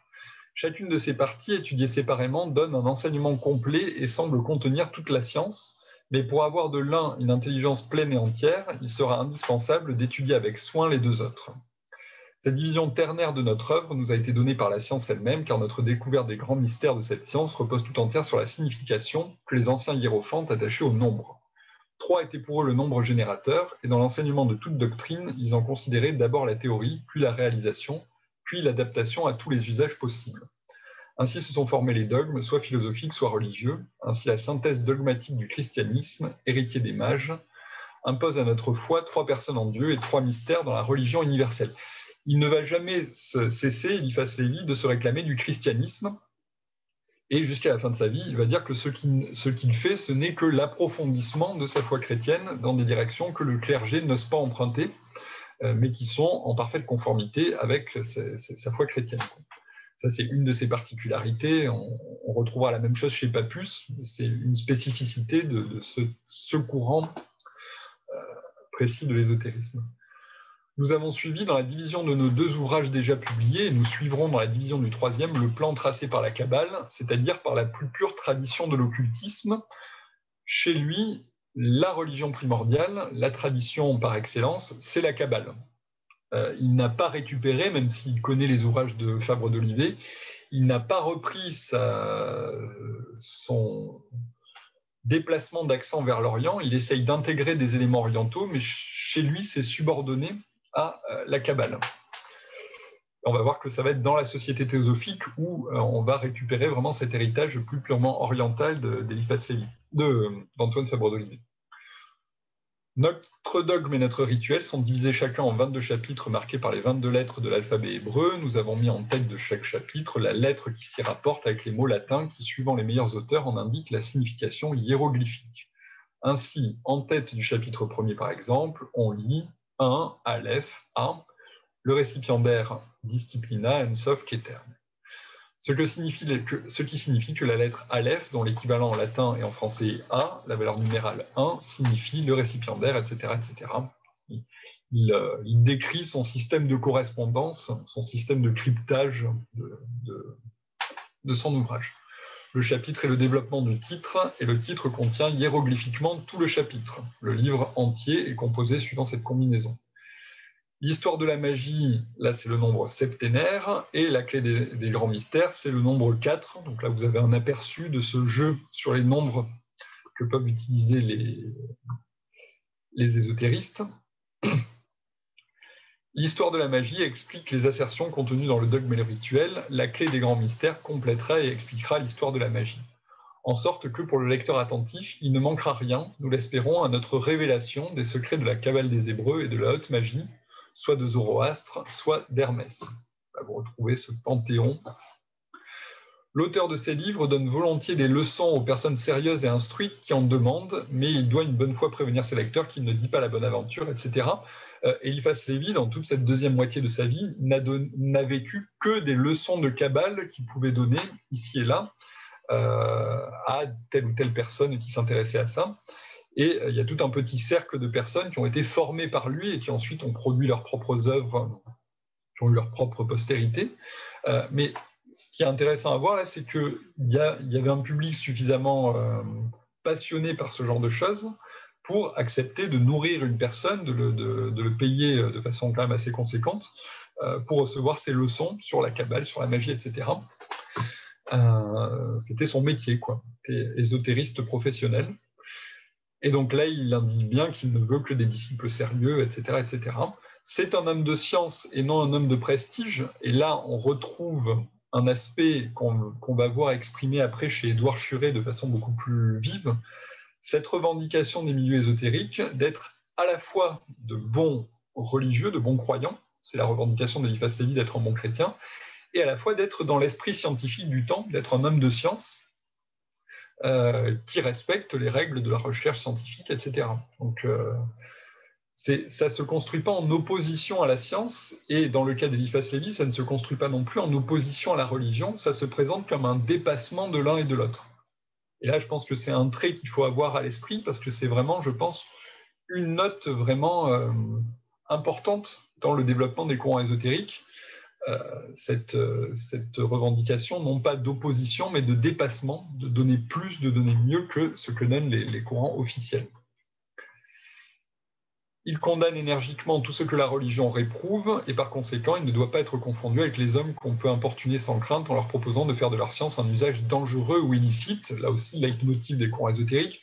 Bien sûr, je parle de magie, bien sûr, je parle de phénomènes occultes potentiellement dangereux, mais l'usage que j'espère en faire, que je me propose d'en faire, est un usage toujours bénéfique et un usage bienveillant, quoi.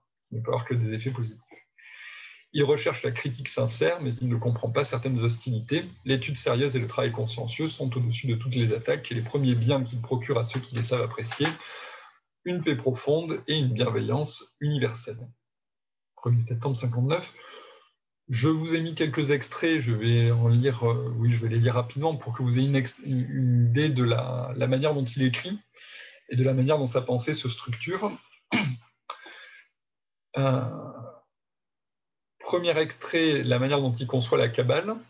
Deuxième extrait, la manière dont il écrit l'histoire, et n'est pas sans poser quelques problèmes pour l'historien. Et j'ai mis un autre extrait pour ses correspondances symboliques. Alors la Kabbale.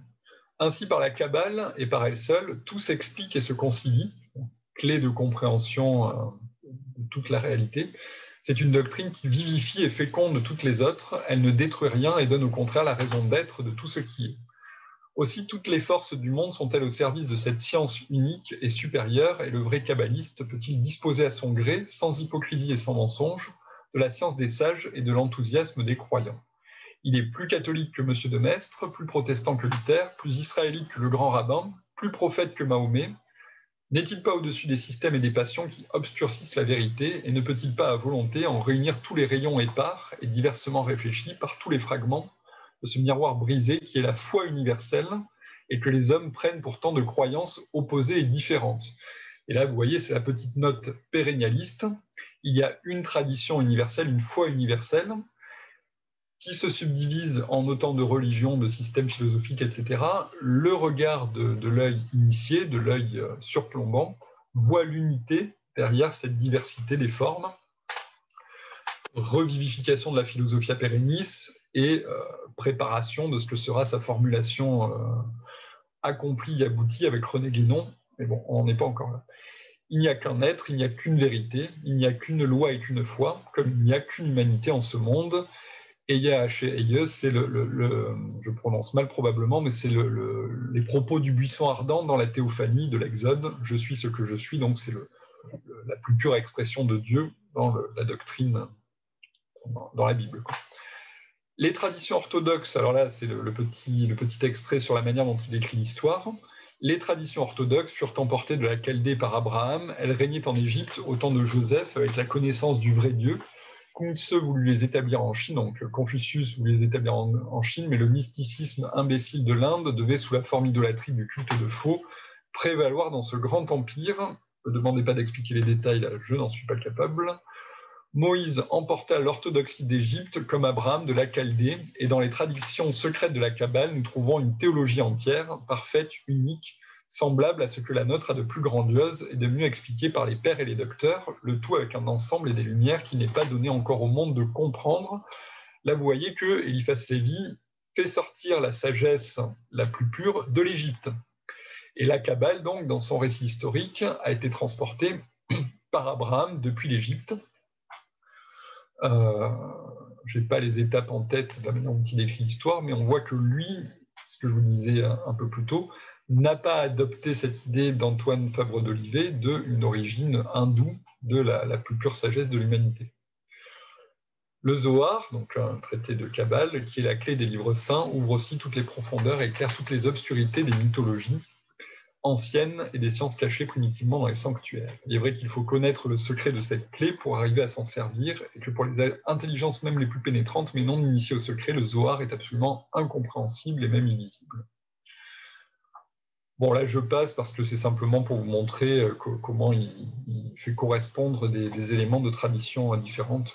Vous le lirez si vous voulez. Et comme il est déjà 18h05, je vais avancer un peu. Alors, Eliphas Lévi, donc, se réclame de la Kabbale et d'une certaine manière, il maintient le côté chrétien de ces courants ésotériques. Je ne vous ai pas décrit, pas détaillé les lectures qu'il avait faites et les personnes chez qui il a puisé ces éléments doctrinaux, mais si vous prenez le temps d'aller jeter un œil, vous verrez qu'on retrouve les noms de l'histoire qu'on a parcourue avant. Il se réfère à ces auteurs du panthéon ésotérique qui s'est déjà un peu constitué. Il essaye d'en produire une grande synthèse, mais il va avoir tendance à laisser un peu de côté l'Orient. Ça ne va pas l'intéresser outre mesure d'aller chercher ce qui se passe au-delà, donc, en Inde, en Chine, etc. Il va aborder ça de façon assez discrète. En revanche, avec la société théosophique, vous avez vraiment là le passage massif, le déplacement du regard de l'Occident à l'Orient et la volonté d'aller puiser ou du moins de prétendre à les puiser, dans les sagesses orientales pour y retrouver la plus pure, la plus substantifique doctrine spirituelle. Alors, l'histoire de la société théosophique est liée de manière totalement... on ne peut pas dissocier les deux à une figure particulière qui est Elena Blavatsky, Elena Petrovna Blavatsky. Donc, je ne m'étends pas sur sa biographie parce que le temps fait défaut, mais c'est une aristocrate russe qui a pris très tôt le chemin de l'exil. Donc, elle est née en 1831. Et toute une partie de sa vie, donc elle quitte, elle se marie avec un homme très âgé, mais elle se sépare de lui et elle vit une vie d'aventurière. Donc il y a toute une partie de sa vie qui échappe au regard de l'historien, on n'a pas de source dessus, on sait juste qu'elle a beaucoup voyagé. Et justement, elle se servira de ce trou dans sa biographie et de cette période un peu mystérieuse pour faire état de voyages initiatiques un peu partout, avec des contradictions absolument énormes. Alors, Elena Blavatsky, j'évite le plus possible les jugements de valeur sur les personnes dont je parle, mais là, on est quand même dans un registre où la mystification et le mensonge occupent une place absolument considérable. Et c'est une personne qui a passé toute sa vie à réécrire justement sa vie et à donner des éléments biographiques contradictoires, à manipuler des gens, à monter des mystifications. Enfin, c'est vraiment un personnage d'escroc, quoi. Mais qui avait une aura sur les personnes qu'elle rencontrait et qui exerçait une fascination sur les personnes qu'elle rencontrait, qui était absolument prodigieuse et qui lui a permis d'avoir ce qui n'aurait pu être qu'un petit groupuscule ésotérique totalement insignifiant. Sa fondation, le caractère d'Elena Blavatsky a fait que sa fondation a eu un rayonnement international et une histoire absolument considérable, une postérité considérable dans l'histoire, non seulement des courants ésotériques, mais même de la grande histoire. Voilà. Alors, la Société théosophique est fondée en 1875 aux États-Unis. Elle naît de la rencontre donc d'Elena Blavatsky avec une figure, on le mentionne souvent sous le nom de colonel Olcott. Le colonel Olcott. En réalité, c'était plutôt un journaliste un peu aventurier lui aussi, qui a fait un bref passage dans l'armée et qui se passionnait pour les phénomènes justement autour du spiritisme. Et ils se sont rencontrés donc à cette occasion. À l'occasion, ils couvraient un événement spirit dans une ville et Elena Blavatsky s'y rendait pour assister à ces événements et y prendre part. Et c'est comme ça qu'ils se sont rencontrés et de leur rencontre, d'un petit groupe de personnes qu'ils ont réussi à agréger autour d'eux, est née la Société théosophique. Alors, comment se présente la Société théosophique? Je vous ai mis une citation d'un des tout derniers livres d'Elena Blavatsky qui ont décrit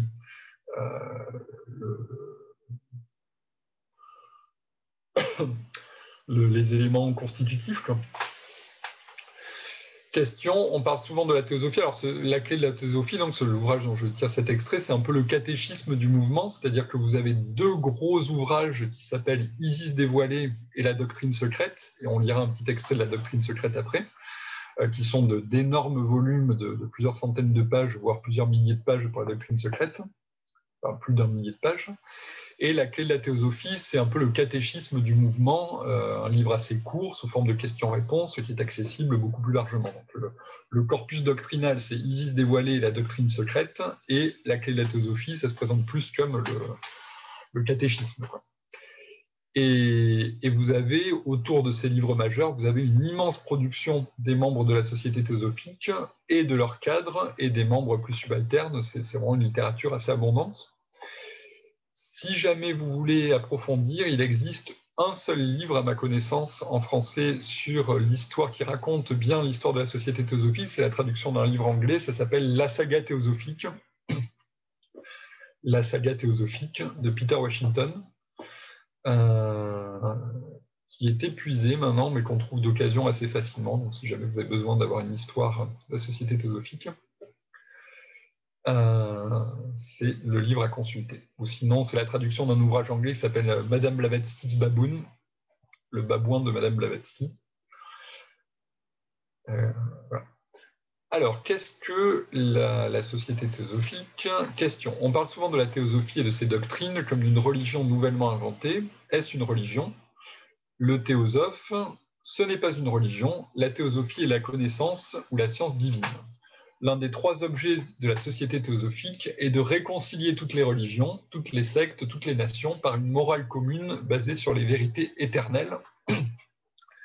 Là, vous retrouvez de nouveau la touche pérennialiste et l'idée de l'unité des religions. Quelle preuve possédez-vous que ce ne soit pas là un rêve impossible et que toutes les religions soient basées sur une seule vérité? Leur analyse et leur étude comparée nous donnent ces preuves. La religion de la sagesse était une dans l'Antiquité. L'identité de toutes les philosophies religieuses primitives nous est prouvée par celle des doctrines enseignées aux initiés pendant les mystères, institution qui fut à une époque universellement répandue.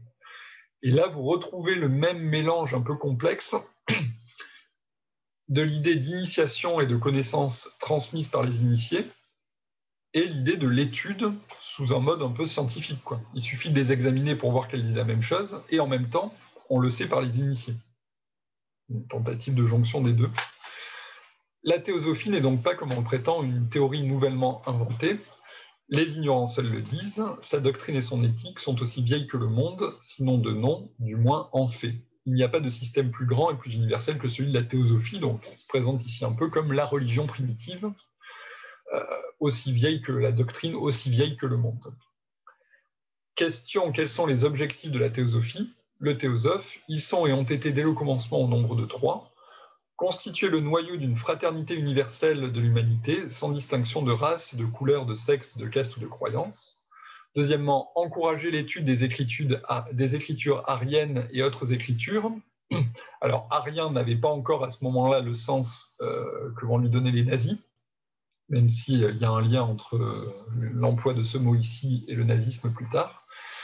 En tout cas, ici, il faut le lire au sens de écriture arienne, tout un bricolage qui fait descendre les Ariens en Inde et qui fait de l'indo-européen, enfin je ne vais pas m'étendre dessus, et puis je ne l'ai pas suffisamment fraîchement à l'esprit, mais vous avez toute une espèce de géographie qui fait circuler les Ariens du nord vers l'Inde et de l'Inde ensuite vers l'Europe. C'est un peu compliqué. En tout cas, là, il faut entendre là écriture arienne, il faut l'entendre au sens de écriture de type hindou, bouddhiste, etc. Et autres écritures, ainsi que des religions et des sciences du monde entier, démontrant l'importance des philosophies brahmaniques, bouddhiques et zoroastriennes. Donc là, vous avez ce glissement vers l'Orient de la polarité spirituelle de l'humanité. Et troisièmement, approfondir sous tous les aspects possibles les mystères cachés de la nature, et tout spécialement les pouvoirs psychiques et spirituels latents en l'homme. Et là, ça vous laisse entrevoir un élément qui a beaucoup joué dans le succès de la théosophie, qui était les phénomènes un peu surnaturels que Elena Blavatsky était capable de mobiliser, avec de nombreuses fois des reproches de fraude et de fraude et de manipulation. En tout cas, c'est cela qui a contribué à drainer un grand public. Alors, je vous ai mis un long extrait justement de la saga théosophie de Peter Washington, parce que justement, comme le livre est épuisé, je me suis dit que ce n'était pas forcément facile de le trouver. Je ne vais pas le lire, vous le lirez si vous souhaitez en savoir un peu plus. C'était simplement pour vous montrer comment Elena Blavatsky pense l'accès qu'elle a eu elle-même à la révélation. Elle ne se prétend pas initiée elle-même et détentrice de connaissances surnaturelles, elle prétend en disposer par les communications que lui font des maîtres cachés, et notamment ce fameux maître Moria. Et donc là, dans cet extrait de Peter Washington, vous avez la manière dont elle pense la hiérarchie entre les maîtres. Et cela va beaucoup jouer dans la postérité du mouvement. Je répondrai après, du coup, si vous voulez bien. Du coup, sur la théosophie, Elena Blavatsky était franc-maçonne elle-même, et il y a tout un entremêlement entre toute une partie de la franc-maçonnerie et entre la société théosophique, et la manière dont elle a pensé ces organisations est très largement calquée sur ce qu'elle connaissait de la franc-maçonnerie. Donc du coup, il y a des interactions entre les deux, même si là, on est dans un domaine, on est loin de la franc-maçonnerie dont je vous ai parlé la fois précédente, c'est d'autres courants, quoi. Et donc voilà, donc du coup, elle pense toute une hiérarchie de maîtres, et c'est un système extrêmement compliqué, qui est très difficile à restituer simplement, qui s'enchevêtre en plus à des conceptions sur une histoire secrète de l'humanité avec des hiérarchies de races à n'en plus finir, des successions de races très complexes. Et du coup, l'intégration, alors là je suis sur le passage où les maîtres, on retrouve parmi les maîtres Jésus, on retrouve Lao Tse, Jacob Böhm, etc. Donc tout un panthéon de maîtres qui s'entremêlent avec les maîtres invisibles. C'est un système très compliqué. Et vous lirez donc du coup si vous avez le temps. Et j'ai prolongé l'extrait un peu plus loin pour vous montrer comment s'opère la transition entre Eliphas Lévi et Blavatsky. Ça passe par une figure de l'ésotérisme anglais qui s'appelle Bulwer-Lytton, Edward Bulwer-Lytton, qui est une personne qui avait sympathisé avec Eliphas Lévi lors d'un séjour de celui-ci aux États-Unis, en Angleterre, et qui avait contribué à son virage occultiste. Et Bulwer-Lytton va faire l'interface entre l'œuvre d'Eliphas Lévi et Blavatsky. C'est par lui que Blavatsky va assimiler une partie de l'œuvre d'Eliphas Lévi, sans reprendre exactement la même tonalité que lui. En tout cas, voilà, la figure charnière ici, c'est lui, Bulwer-Lytton. Donc il y a quelques éléments biographiques là. Et dans le petit volet final, et ça va un peu répondre à la question qui était posée à l'instant là, vous avez les éléments repris par Blavatsky pour élaborer sa synthèse, prenant à Eliphas Lévi sa synthèse de religion orientale et de magie occidentale rehaussée par Bulwer-Lytton, l'étayant de sa propre lecture étendue des textes de l'Asie. Elle a beaucoup lu les productions des universitaires de l'époque, des scientifiques de l'époque sur l'Asie, mais en gardant que le contenu qui était transposable en ésotérisme, puisant dans les mythologies rosicruciennes, donc les Rose-Croix, maçonniques et templières. Blavatsky créa sa fraternité de maîtres himalayens, censés l'avoir choisi pour communiquer leur message au monde. Donc voilà, là, Peter Washington essaie de reconstituer les éléments qu'elle avait agrégés pour formuler sa doctrine, en sachant que c'est quelque chose de très complexe à faire dans ce cas précis, puisqu'elle a beaucoup lu et elle a agrégé des influences très diverses, ce qui fait qu'on peine un peu à retrouver, à décortiquer le contenu de son système. C'est quelque chose de très compliqué. Alors, comme il en avait été question la dernière fois, je vous ai mis un petit volet sur la question de les filiations qu'on peut trouver entre l'ésotérisme et l'avènement du nazisme ultérieur. Simplement, là, vous avez le logo, l'emblème de la société théosophique. Alors, en sachant que la croix gammée, le svastika, n'était pas encore connotée aussi négativement à l'époque, donc du coup, ce n'était pas un acte de provocation, là, c'était quelque chose elle employait à titre de symbole signifiant. La devise de la société théosophique, il n'y a pas de religion supérieure à la vérité. Et cet entremêlement de symboles, ce syncrétisme de symboles, qui est l'une des touches de la société, mais qui plus généralement est l'une des touches des courants ésotériques, de manière plus générale.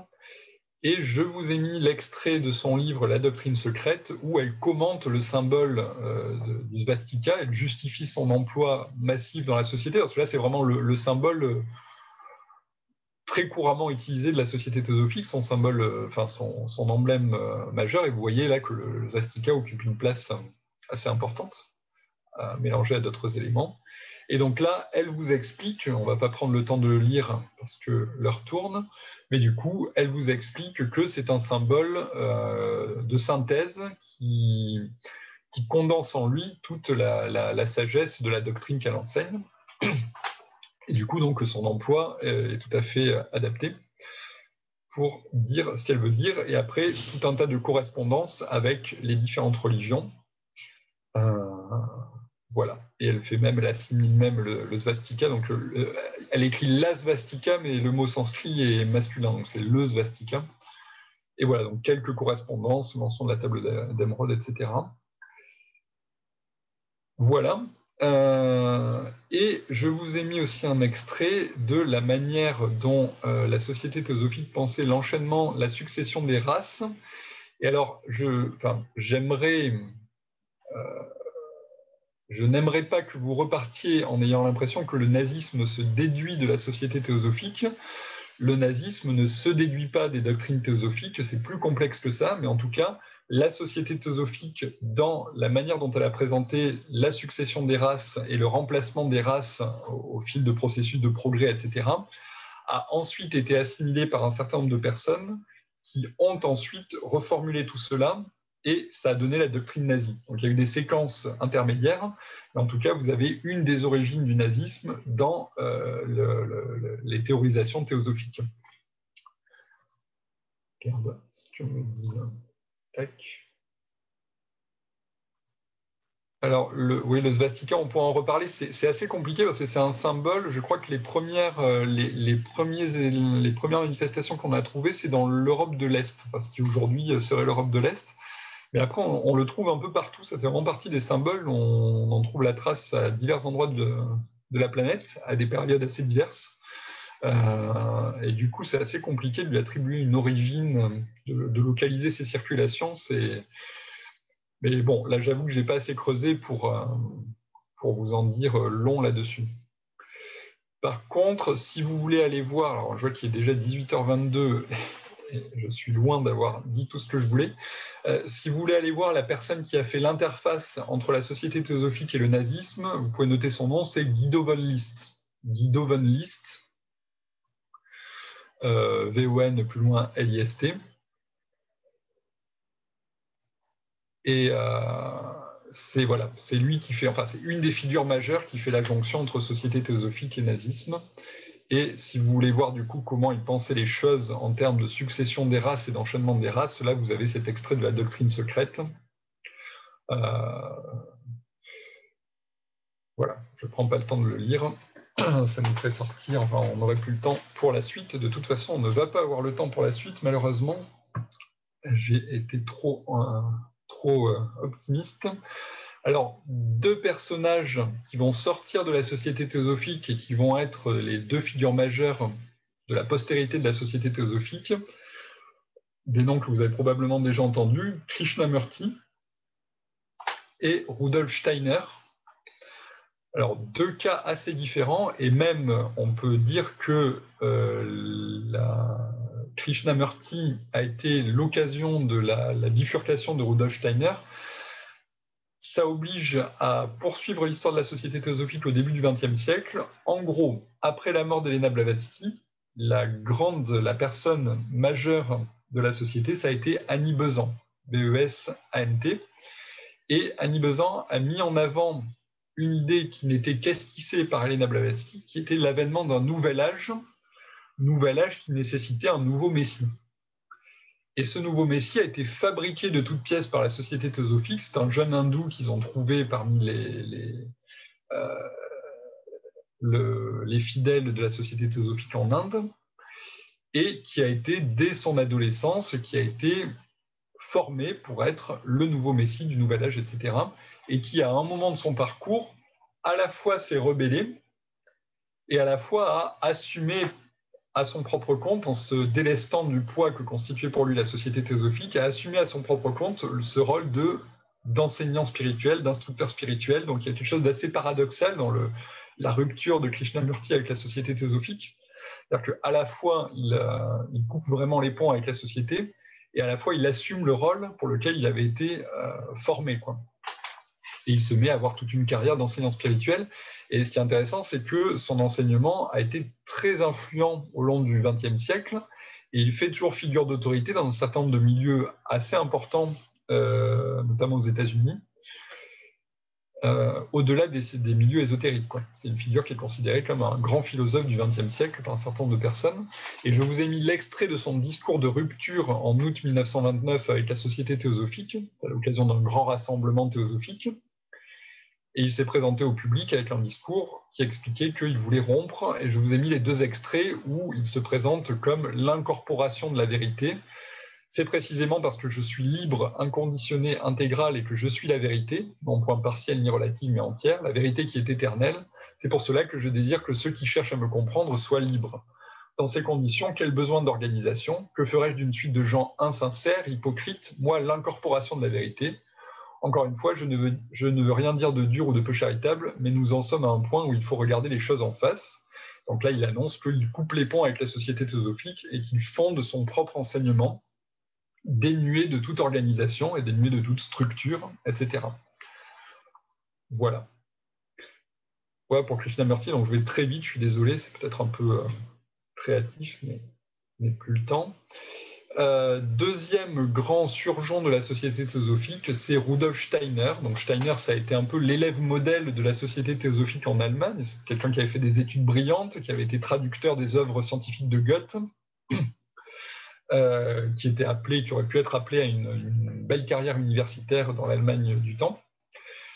Et qui, au contexte de la société théosophique, donc s'enthousiasme pour toutes ces doctrines qu'elle véhicule, et se met à prendre en main la société théosophique en Allemagne. Il devient le chef et le fer de lance de la section allemande de la société théosophique. Sauf que Steiner estimait avoir eu lui-même des visions du Christ et gardait un attachement très profond au christianisme. Et du coup, quand la société théosophique a prétendu mettre en avant un nouveau Messie, ça l'a heurté trop profondément pour qu'il accepte de continuer dans cette voie. Et du coup, il a rompu avec la société théosophique, il a fondé sa propre société, la société anthroposophique.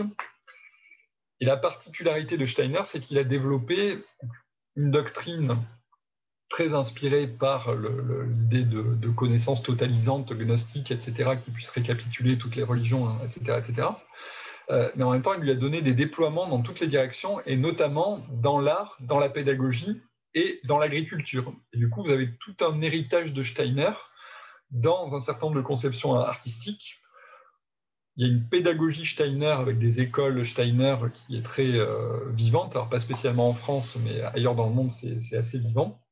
Et vous avez une agriculture inspirée de la pensée de Steiner, qui est l'agriculture biodynamique, la biodynamie, avec un label qui s'appelle Déméter, et qui repose donc sur les conceptions de Steiner. Alors je vous ai mis un extrait qui vous montre quand même sur les conceptions sur lesquelles cela repose, écrit par donc les disciples de Steiner dans les années 70. Enfin non, ça a été écrit avant, mais là c'est une réédition de 70. La puissance de sa vision devient telle qu'il ne s'oblige plus à lui imposer sans cesse l'armature des raisonnements. Les faits spirituels jaillissent et font sauter des cloisons. Il se sent désormais la force de fonder directement sa science de l'esprit sur les résultats de la clairvoyance, pourvu que ceci puisse ensuite se justifier devant la pensée. Lorsque Steiner parle de la propriété suprasensible, ou si l'on veut donner à ce terme son ancien sens de la vertu des corps, des minéraux, des plantes, des organes de l'animal ou de l'homme, il en perçoit le rayonnement. C'est ainsi qu'il a pu, en prenant dans sa main des pierres, des métaux ou bien en foulant un sol, en indiquer les propriétés.